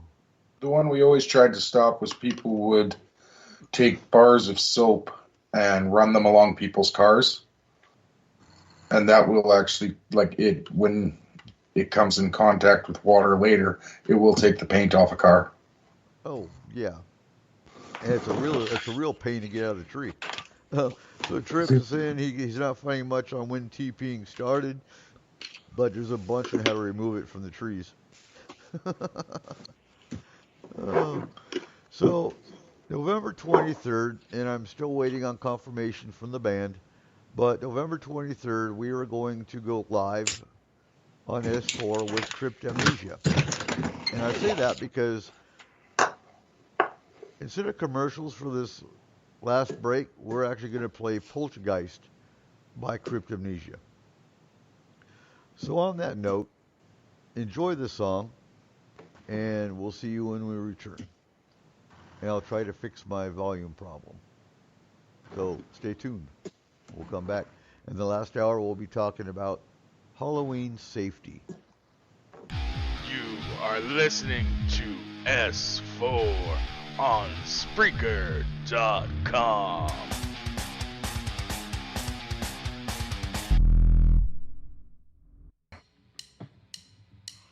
They say I'm evil, they say I'm dead inside. Check out my ego, cause I'm rotted here tonight. Just burn me like a witch, and watch as I catch fire. But I cannot die, I am your poltergeist.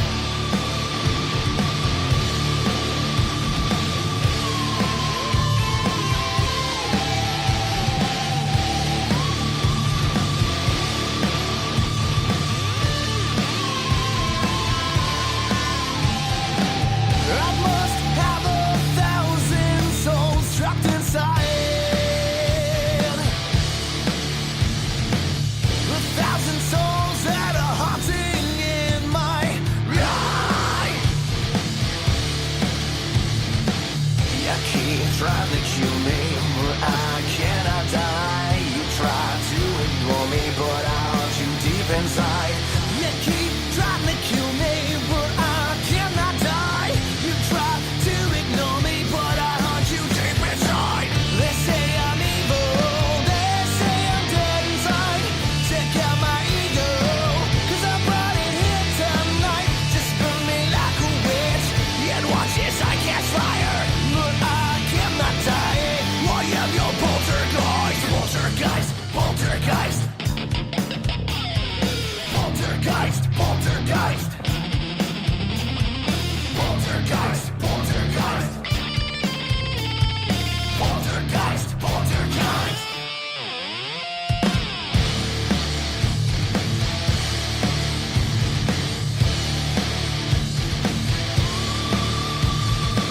I'll eat your dreams while you immerse in all of your hate. Just waste away like you're destined by your pride. I'll be alive but I'm dead to watch you die. So go ahead and take my life, I dare you to try it. You keep trying to kill me, but I cannot die. You try to ignore me, but I haunt you deep inside. You keep trying to kill me, but I cannot die. You try to ignore me, but I haunt you deep inside. They say I'm evil, they say I'm dead inside.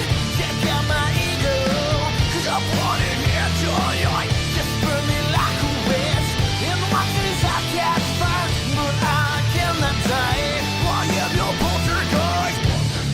Poltergeist, poltergeist. Poltergeist, poltergeist. Oh, poltergeist, poltergeist.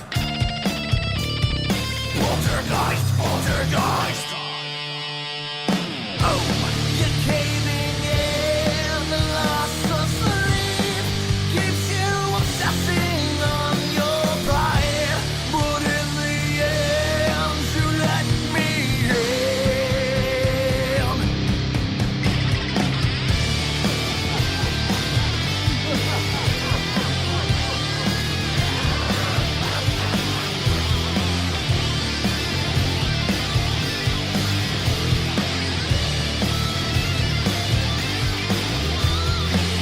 They say I'm evil, they say I'm dead inside. check out my ego, 'cause I'm wanted here tonight. Just burn me like a witch, it watches I catch fire, but I cannot die. I am your motherfucker. They say I'm evil, they say I'm dead inside. Check out my ego, 'cause I brought it here tonight. Just burn me like a witch, it watches I catch fire, but I cannot die. I am your poltergeist, poltergeist, poltergeist, poltergeist, poltergeist. Oh, poltergeist, poltergeist, poltergeist, poltergeist.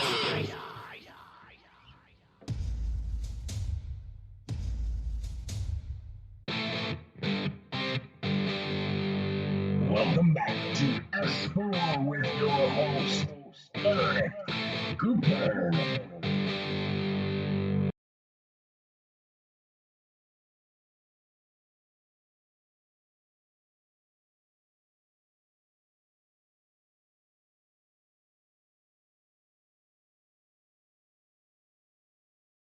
All right, welcome back. Welcome back. Sorry about that. We are looking at sound settings for the microphone. There ain't much we can do right now.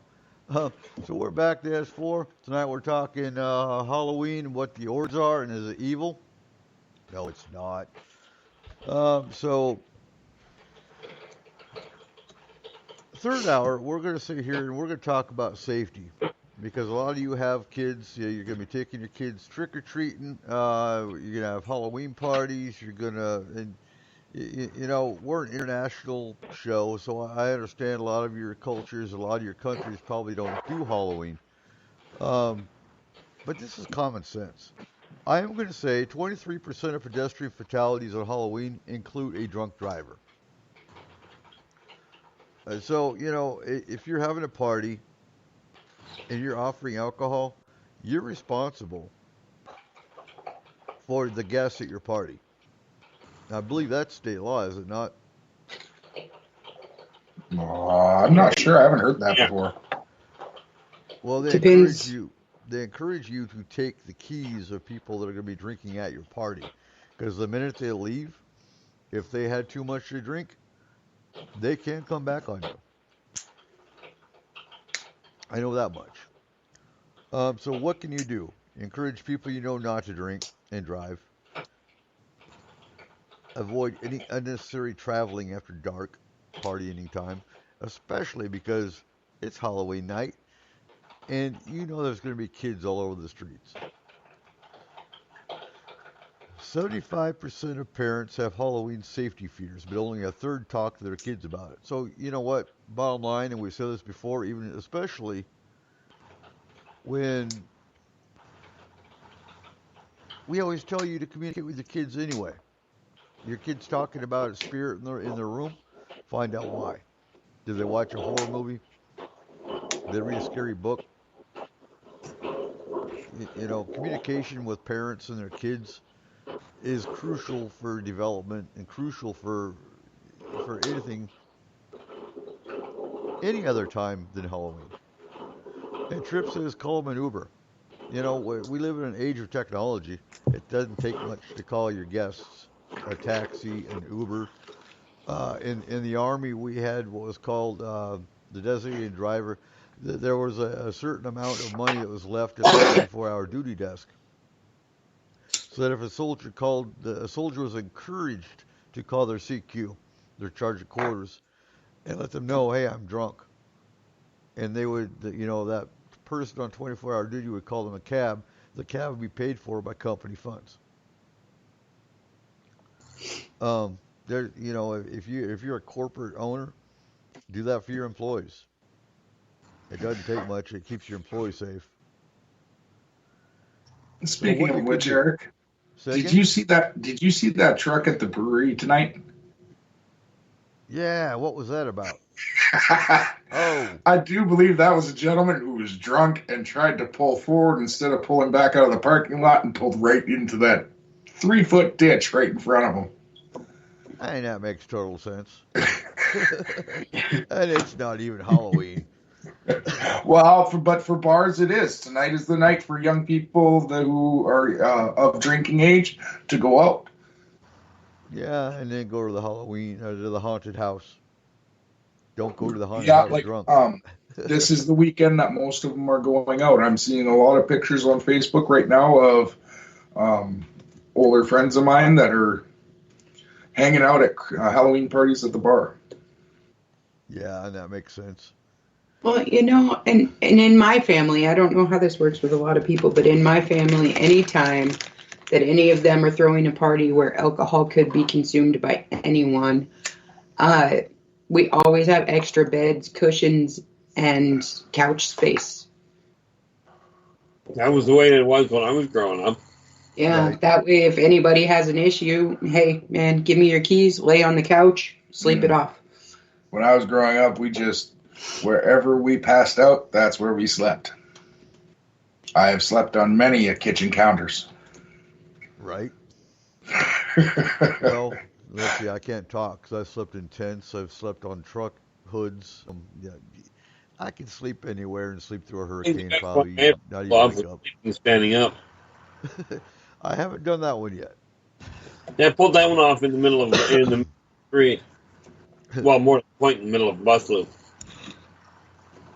So I think you're good as long as it's not 2 counties over and in the woods. right. So twice as many kids get hit by a car on Halloween than on any other day of the year. And that should speak volumes. All it takes is a quick trip to the dollar store to grab them lights and everything that can light them up, make sure they're visible. Oh, we'll get to that. We'll talk about costumes next. But what's really cool, if you go downtown Mount Vernon, the Mount Vernon Police Department is actually there passing out Kim lights, or Kim bracelets actually, to put them around their necks. Cool. So, illumination's important, and your kids being able to see is even more important. Well, it's also important that you teach your kids to look both ways before they cross a road or to not jump in front of traffic. Well, what kills me too is where are the parents? Most That all parents. is me. The other thing you got to remember is teach the kids that just because that's a crosswalk or the sign says you're allowed to go, and this applies to adults too, does not mean the car is going to stop. Exactly. I'm also that guy who carries a few rocks in his pocket on Halloween night because there's always those drivers who don't think that it's Halloween night and still blow through a residential area at 50. Yeah. You see that up here. A lot. And, so I was curious. So I had Izzy do a real quick search last night or the night before, actually. Because this is the time of year, this is the holiday where all the, for lack of a better term, bad people come out. This is when the pedophiles are going to come out. This is when, so I was curious if the rate of abductions actually went up at Halloween. And believe it or not, it doesn't. I was surprised by that. You say it doesn't or it does? It does not. In fact, according to I can't remember the exact website, but one of the missing kids organizations, in 2014, 0 kids disappeared. Well, it would be kind of a dumb time to be taking them. There's a lot of more witnesses than any other given night. Well, yes and no. And that was kind of my point, is where are the parents in a lot of these, because I'm sorry, I'm with my kids when we walk across the street. I walk my kids across the street to get on the school bus, let alone trick-or-treating. And it amazes me how many kids are just let around the neighborhood or whatnot by themselves. Yes, and honestly, I've noticed in the past couple of years that they're younger and younger, too. Because it used to just be teenage kids that you'd find walking in groups together. Right. But now you'll see between 7 and 10-year-olds by themselves wandering all over the place. Yeah, where are these parents? So with costumes should be fire resistant. That should be a no-brainer. I think most of the ones you buy in the store probably already are. No, But check them. Actually, sadly, that's no. not true. You should. Well, that's why I say you should check them. No, none of them are hardly, Eric. Really? Seriously. Yeah, we looked Absolutely. into that. Do the fire test. Most of them very easily catch fire. Yeah, do the fire test without the kid in it. Oh, come on. Well, you got to look at Halloween costumes. They're made of whatever the cheapest material is that they can make the most profit off of. Yeah, that's true. It's kind of funny. It's kind of like the idea of when they make planes, they let the guy with the lowest bid make the planes. That's always concerned me, you know. And Trip, that's no longer really true. The rich neighborhoods mostly aren't the ones that give out the best stuff anymore. Like, Well, pray tell, where is it? Everybody know. It depends on what you mean by best well, stuff. no, honestly, you want to look for older neighborhoods. Neighborhoods that have been in the town forever. Those are honestly, most of the time, the best ones to go to because they're old, they want to go to bed, and they'll just dump their candy into your bag. Oh my God! You know what? We went to a house next to my parents, and the woman didn't get any kids, and she dumped her whole bowl of candy in Anthony and Cheyenne's bag. I was like, oh my God, you really want to do that? She's like, yeah, no one else is coming. So, and so Trip is saying make sure your kids' feet won't get tangled up in the costume, and with that, make sure your kids' shoes are tied. And you got to make sure they're bundled up. Yeah, please make sure they're dressed for the weather. It's amazing how many people go out in a costume because they want to look really cool, and they freeze to death in the process of it. Oh, yeah, I've seen people in basically swimsuits out there wandering around. It's like 32 degrees. I'm like, oh, come on now. Well, like our daughter has been dressing for parties and stuff like that as a zombie princess. But for Halloween, she's actually going to borrow one of her brother's, her older brother's, pajama sets that it's like a big onesie of a llama. She's going to wear that because she's able to fit very thick pants and a jacket underneath it. Mm-hmm. That way she will be warm the entire night. We can stay out as long as we want and annoy people till whenever. Oh, Well, that's outstanding. That's what we used to do growing up, is you just put clothes on underneath the costume. Right. Right. And So- that's a lot on the parent. Like freezing. That's a lot on the parent too, because you got to make sure you buy a costume that you can fit those type of things underneath. Either that or get a costume that incorporates a jacket in the theme. There you go. Yeah.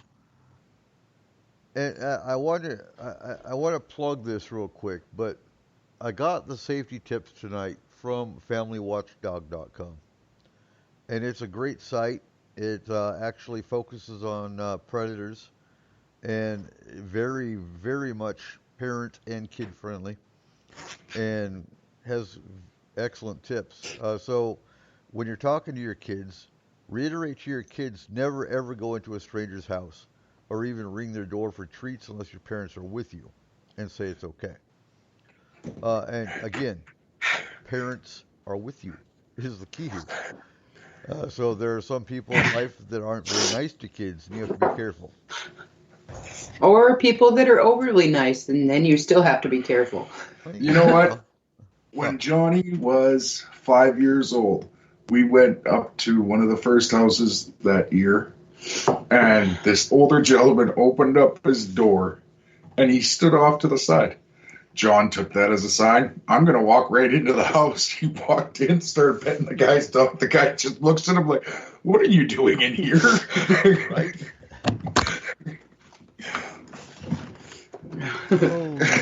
No. And with that, John just saw a doggy and he wanted to pet it. one of the points for parents, as bad as it sounds, It's just a fact of life now. Get on the internet and check familywatchdog.us, not .com, .us, for registered sex offenders. Using your browser, print each page in the area you'll be going to avoid those houses. And if you see them handing out candy, report it. Yeah. I would, I've never thought of that. I really haven't. I will say most of them are too scared to bother. Like they turn their lights off and stay inside. Either that or they're the Most of ones them. that give the king size bars. But the thing is, that's just the ones that report, or that's just the ones that are registered. Yeah. When I was doing my sex offender research for a paper I had to write here a few months ago, it's amazing how many are on the registry list that are not registered. And it says right on, right on their profile, not registered, and they're transient. That tells me law enforcement has no clue where they live, no clue where they are, but they're on the list. So if they're transients, you don't have an address. You have no idea where they're at. So and I'm not saying that to scare you. I'm saying that to, ideally be vigilant about where your kids are, and be vigilant about the people they're trick or treating at.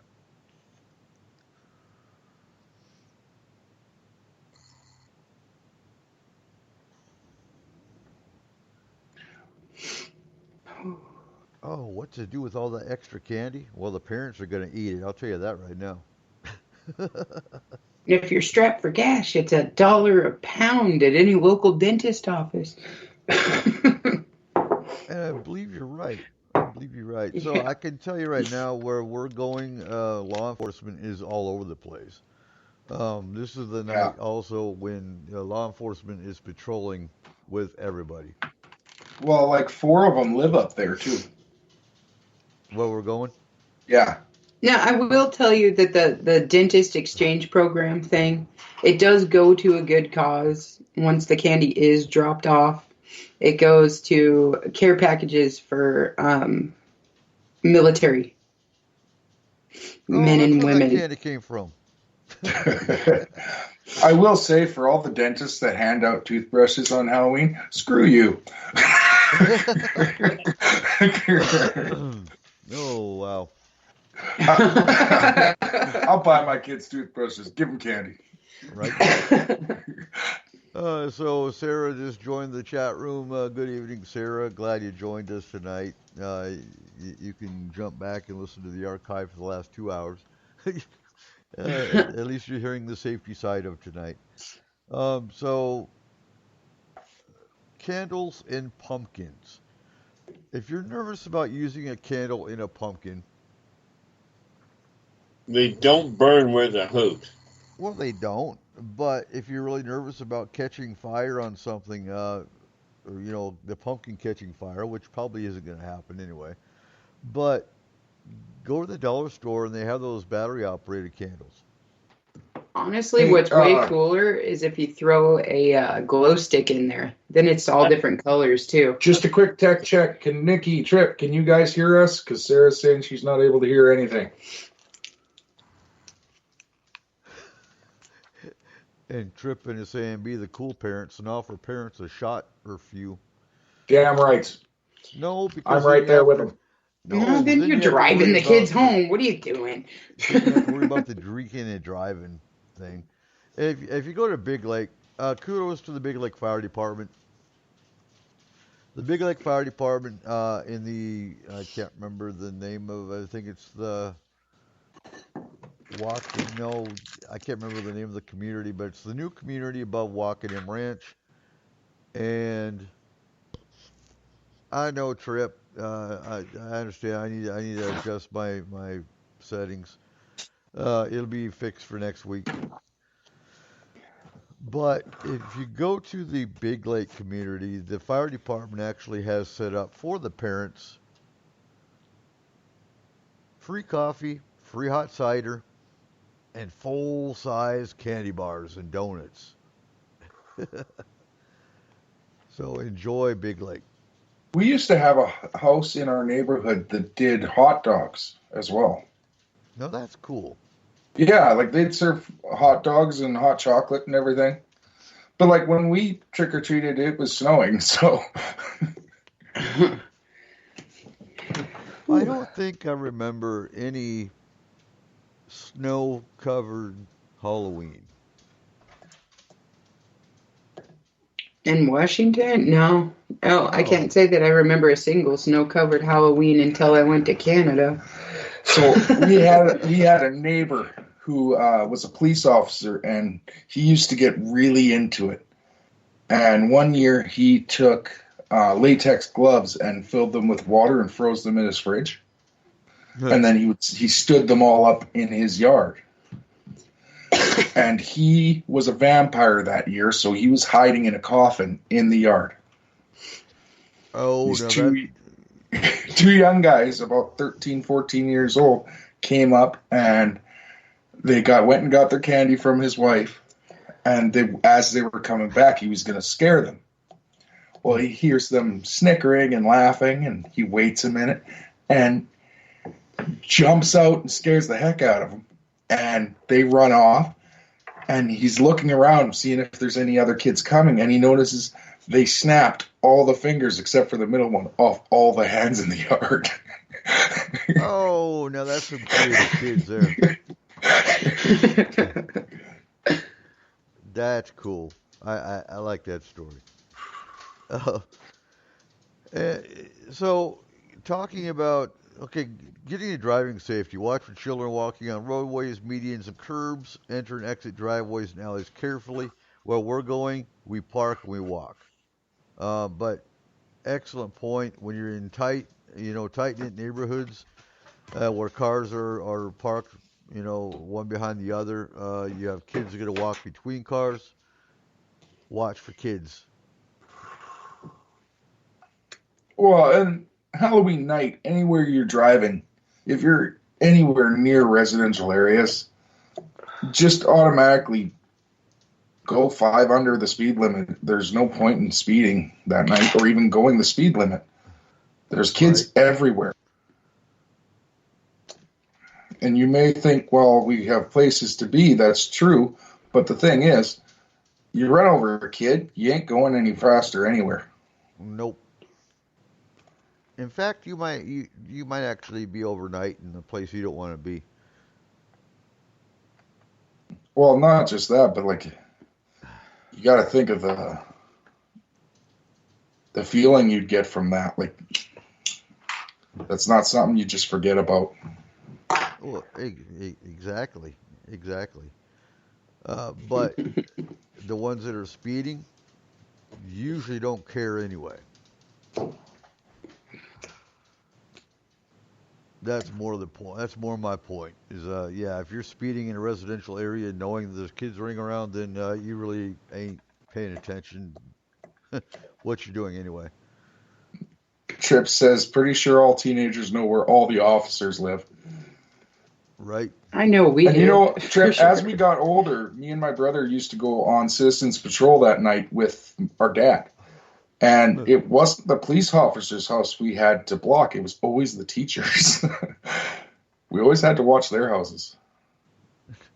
Dad was cool enough, though, that if we didn't like the teacher and he didn't like the teacher, we really didn't care about their house and we just let it go. Right. So if you're decorating in anticipation of having trick-or-treaters, make sure you remove tripping hazards on any of the footpaths. And, what I encourage my kids to do is stay on the sidewalk. Don't go walking through people's yards. No. It's rude. I guess it's Army that kind of taught me that. You stay out of the grass. And I've kind of instilled the kids on that, too. You get caught walking in the grass on the base, you're probably going to get dropped if the wrong person sees you. So, yeah. No, in the Army, you don't walk on grass.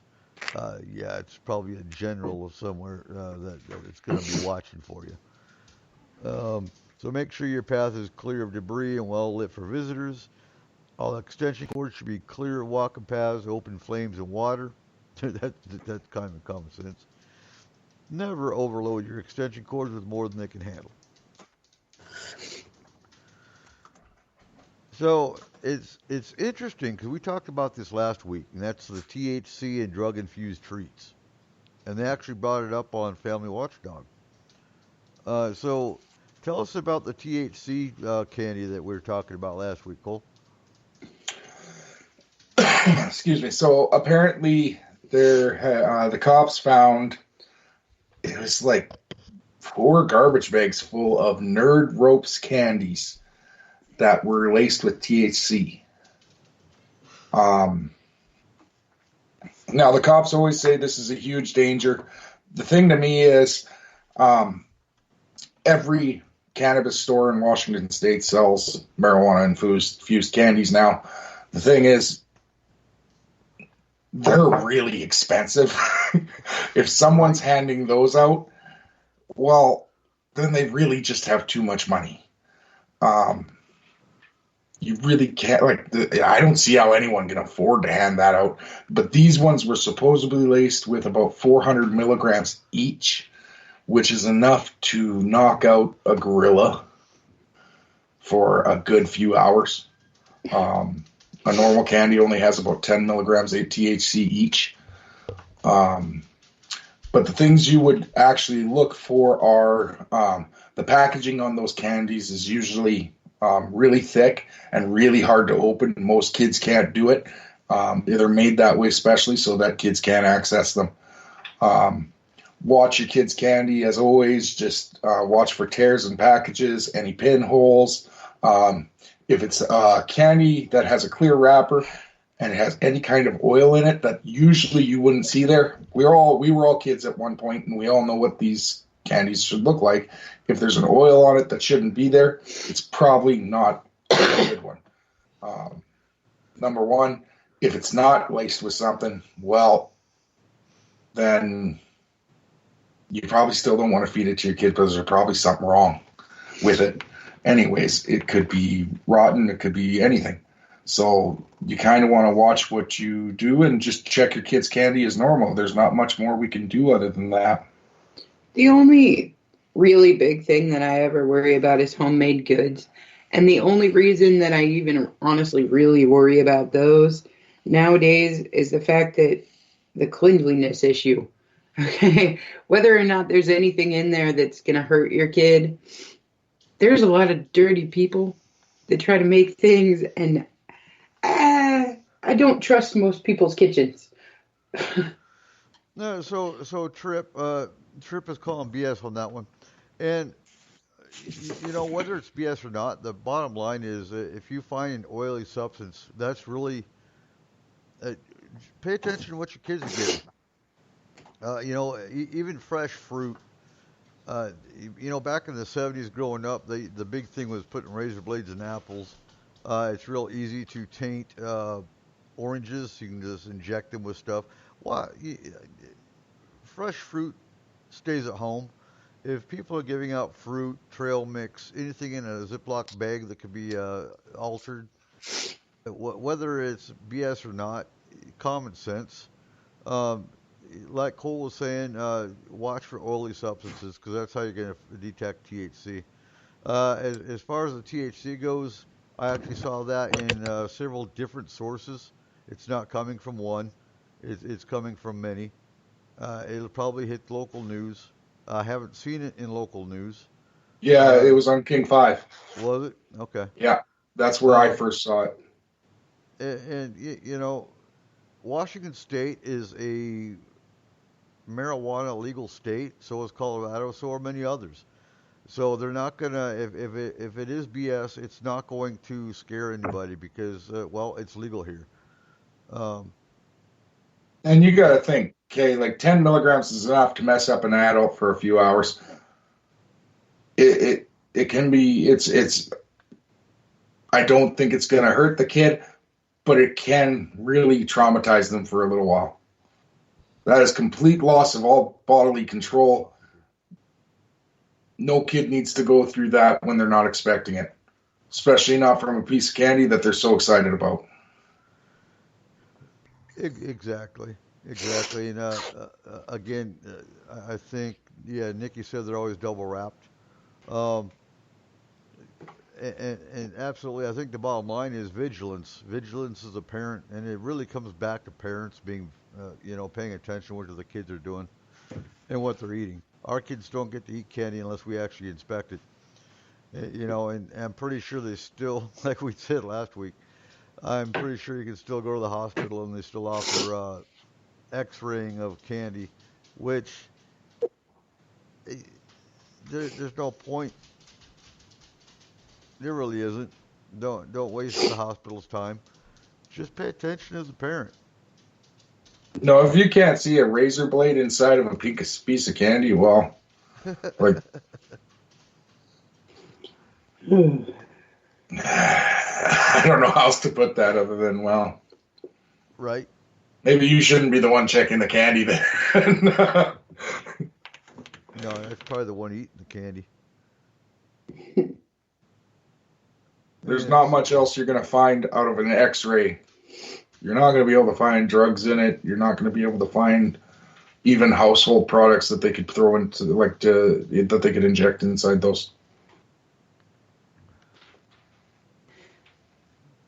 Well, the thing is that most people that are handing out candies, they aren't going to do that anyways because of the fact that it could be so easily traceable back to you.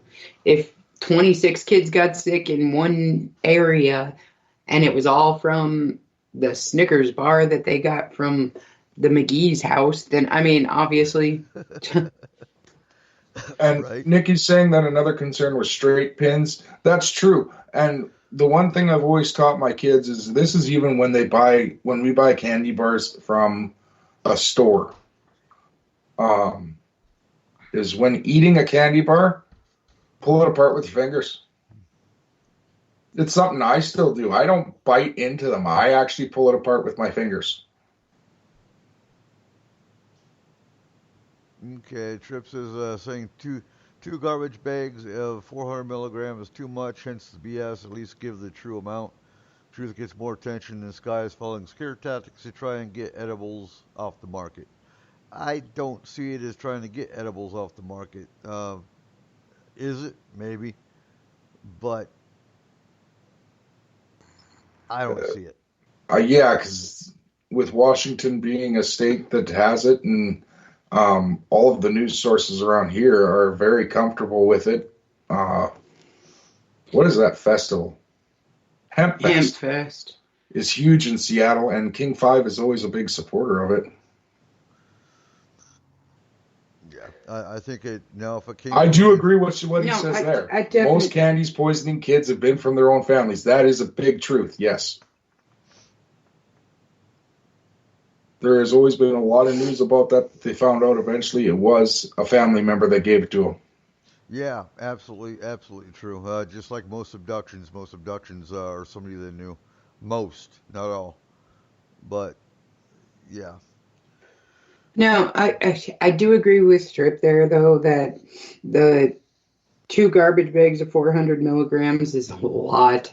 And I believe that if these nerd ropes or whatever they were did exist, that they were being taken to more of an adult party versus being handed out to children. Yeah, they were personal use. Right. If I had that, it'd be personal use. I wouldn't be giving that out to nobody. No, that was one of those cases of, oh, damn.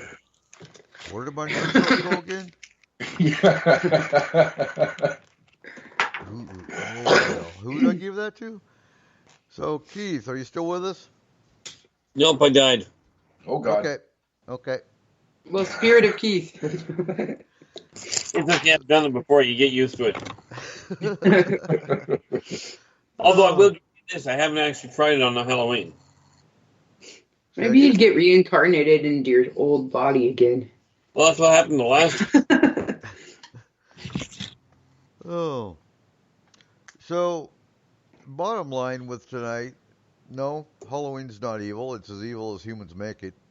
And you see more evil with Halloween from the bad people that make it evil, essentially. Let's face it, how can a day of the week or a day of the month or a day of the year anytime be evil? No. It's kind of like sunlight is evil. Tax season, that's evil. That's yeah. Evil tax Well, season. for an evil tax rate, it might be a little bit more acceptable. Doesn't seem like you would think that tax season was evil, Eric. The ones calling, yeah, but you see, the ones calling Halloween evil are actually benefiting from the tax season. So there you go. That's true. So yes, Halloween is simply a harvest festival for a different culture than most. There have been harvest festivals with many cultures for thousands of years. It's not anything really new. But because different beliefs call it evil, well, there you go. Ultimately, go ahead.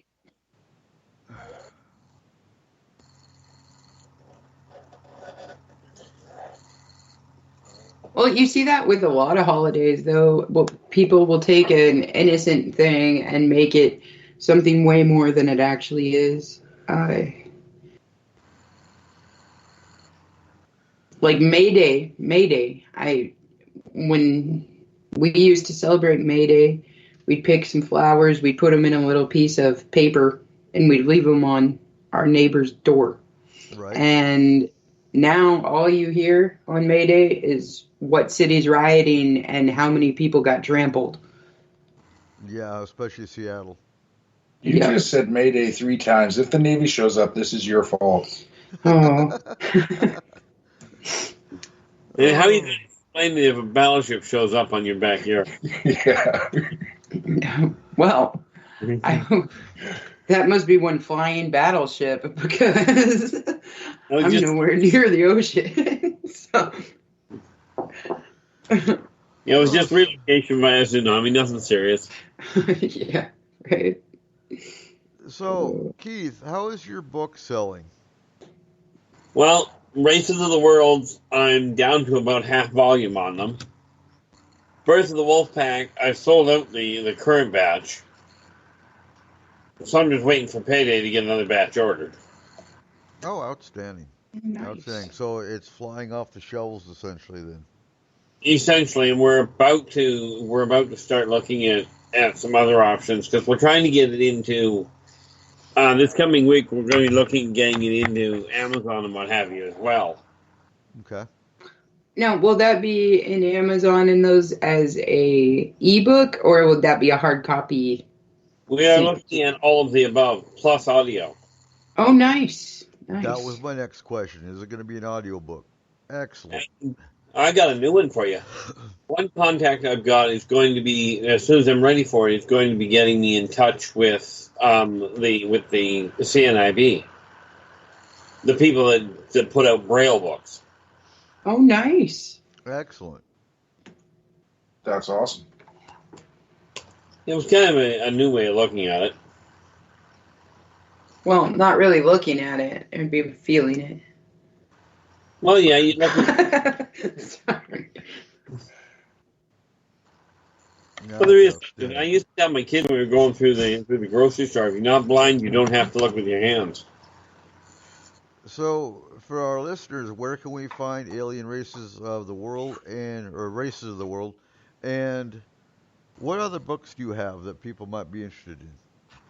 Well, all of them, the whole bunch of them, can be ordered directly through me and at Inner Voice Enterprises at yahoo.ca. We are in the marketplace on Facebook in Kelowna, and I've got it listed on eBay. What I'm not entirely certain of is if I've got it listed completely correctly. Right. But the 4 books I've got out right now are Races of the World, Believe in Yourself and Follow Your Dreams, Believe in Your Business and Follow Your Dreams, and the Elderbach, The Birth of the Wolf Pack. Outstanding. The last is the first of a trilogy coming out. We're just about ready. Well, by spring we'll have the second part out. Nice. All right, so next week, November 2nd, can you believe it's November already, folks? We are actually going to be talking, because Veterans Day falls in November, we're going to start off the first 2 weeks talking. November 2nd is going to be war. Why does it seem paranormal activity is increased in war zones or combat? So it's going to be an interesting show. And then November 9th will be our Veterans Day show, where we'll talk veterans issues. We'll have some veterans on the show. We'll talk about our war experiences and some of our military experiences as much as we're comfortable talking about. And will it be paranormal? Well, you just never know. We might actually talk about paranormal experiences in the military. I think we actually have a book that was sent to us about military experiences in the paranormal. So maybe we'll look at that book and I'll read that this week. Excellent. Excellent. 'Cause I'm always curious what kind of stories they have in that book. Considering I had a UFO experience in, well, Iraq. How many other soldiers have seen UFOs in Iraq? Or Vietnam, for that matter. Actually, there's a documented case where a UFO actually interacted with a unit in Vietnam. It's kind of cool to find a Vietnam vet that's willing to talk about that if he was there during that point. Never know. So then November 16th, we're talking tools of divination. Ouija boards are the evil. Tarot cards, pendulums, and is divination dangerous? Followed by our cryptamnesia show on the 23rd. And then the 30th is going to be interesting because we're going to talk about Black Friday. Where did Black Friday come from? And why are people so angry during Black Friday? Is it influenced by paranormal activity? Because they didn't get that freaking Tupperware. Why do people fight over socks on Black Friday? Oh, they don't anymore. Now they just do Cyber Monday. Personally, I'm just going to stay home. I don't see a reason to go fight over stuff that's really not as cheap as they portray it to be anymore. I will be playing a 9-hour board game that day. What? Yeah. He's going to be bored for 9 hours, is what he said. No, me and my sister-in-law and brother-in-law, we play a game called Settlers of Catan.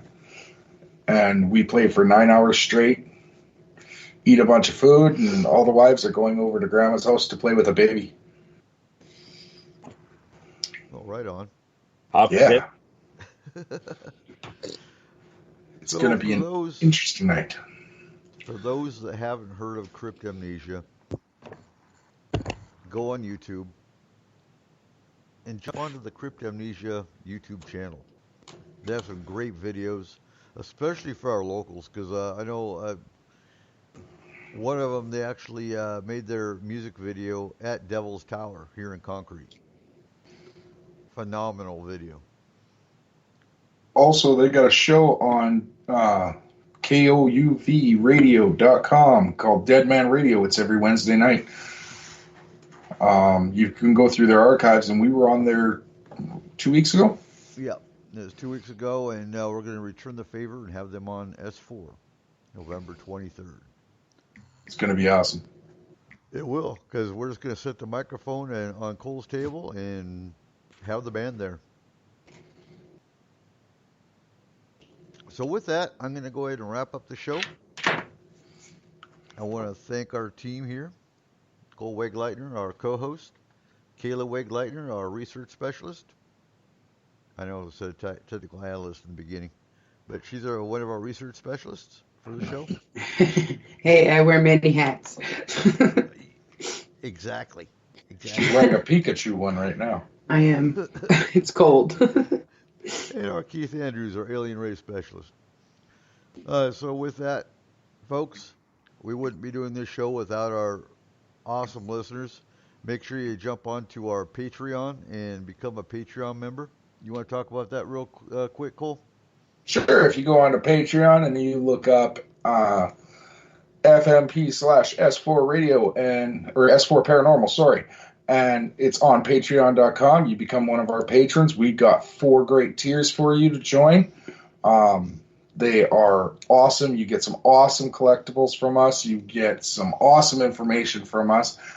And during the month of November, we're going to pick a few of our patrons to come out and maybe in December show up on one of our shows live with us. Oh, that'd be awesome. But if you're in Japan, it's going to be kind of hard to come over here live with us.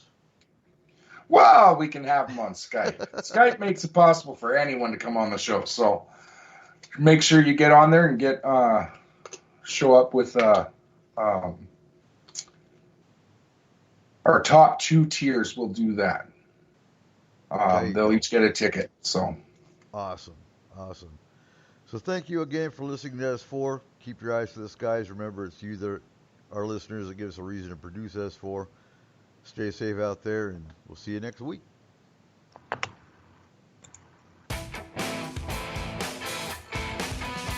Ladies and gentlemen, thank you for joining us tonight on S4, the official voice of Forest Moon Paranormal. You can contact S4 through our website at www.s-4radio.com or on Facebook. Make sure you give us a like on our page and join the Forest Moon Paranormal group. If you are interested in advertising, take a look at our packages and contact Cole or Eric at 1-360-999-2830. Again, thank you. And remember, keep your eyes to the sky.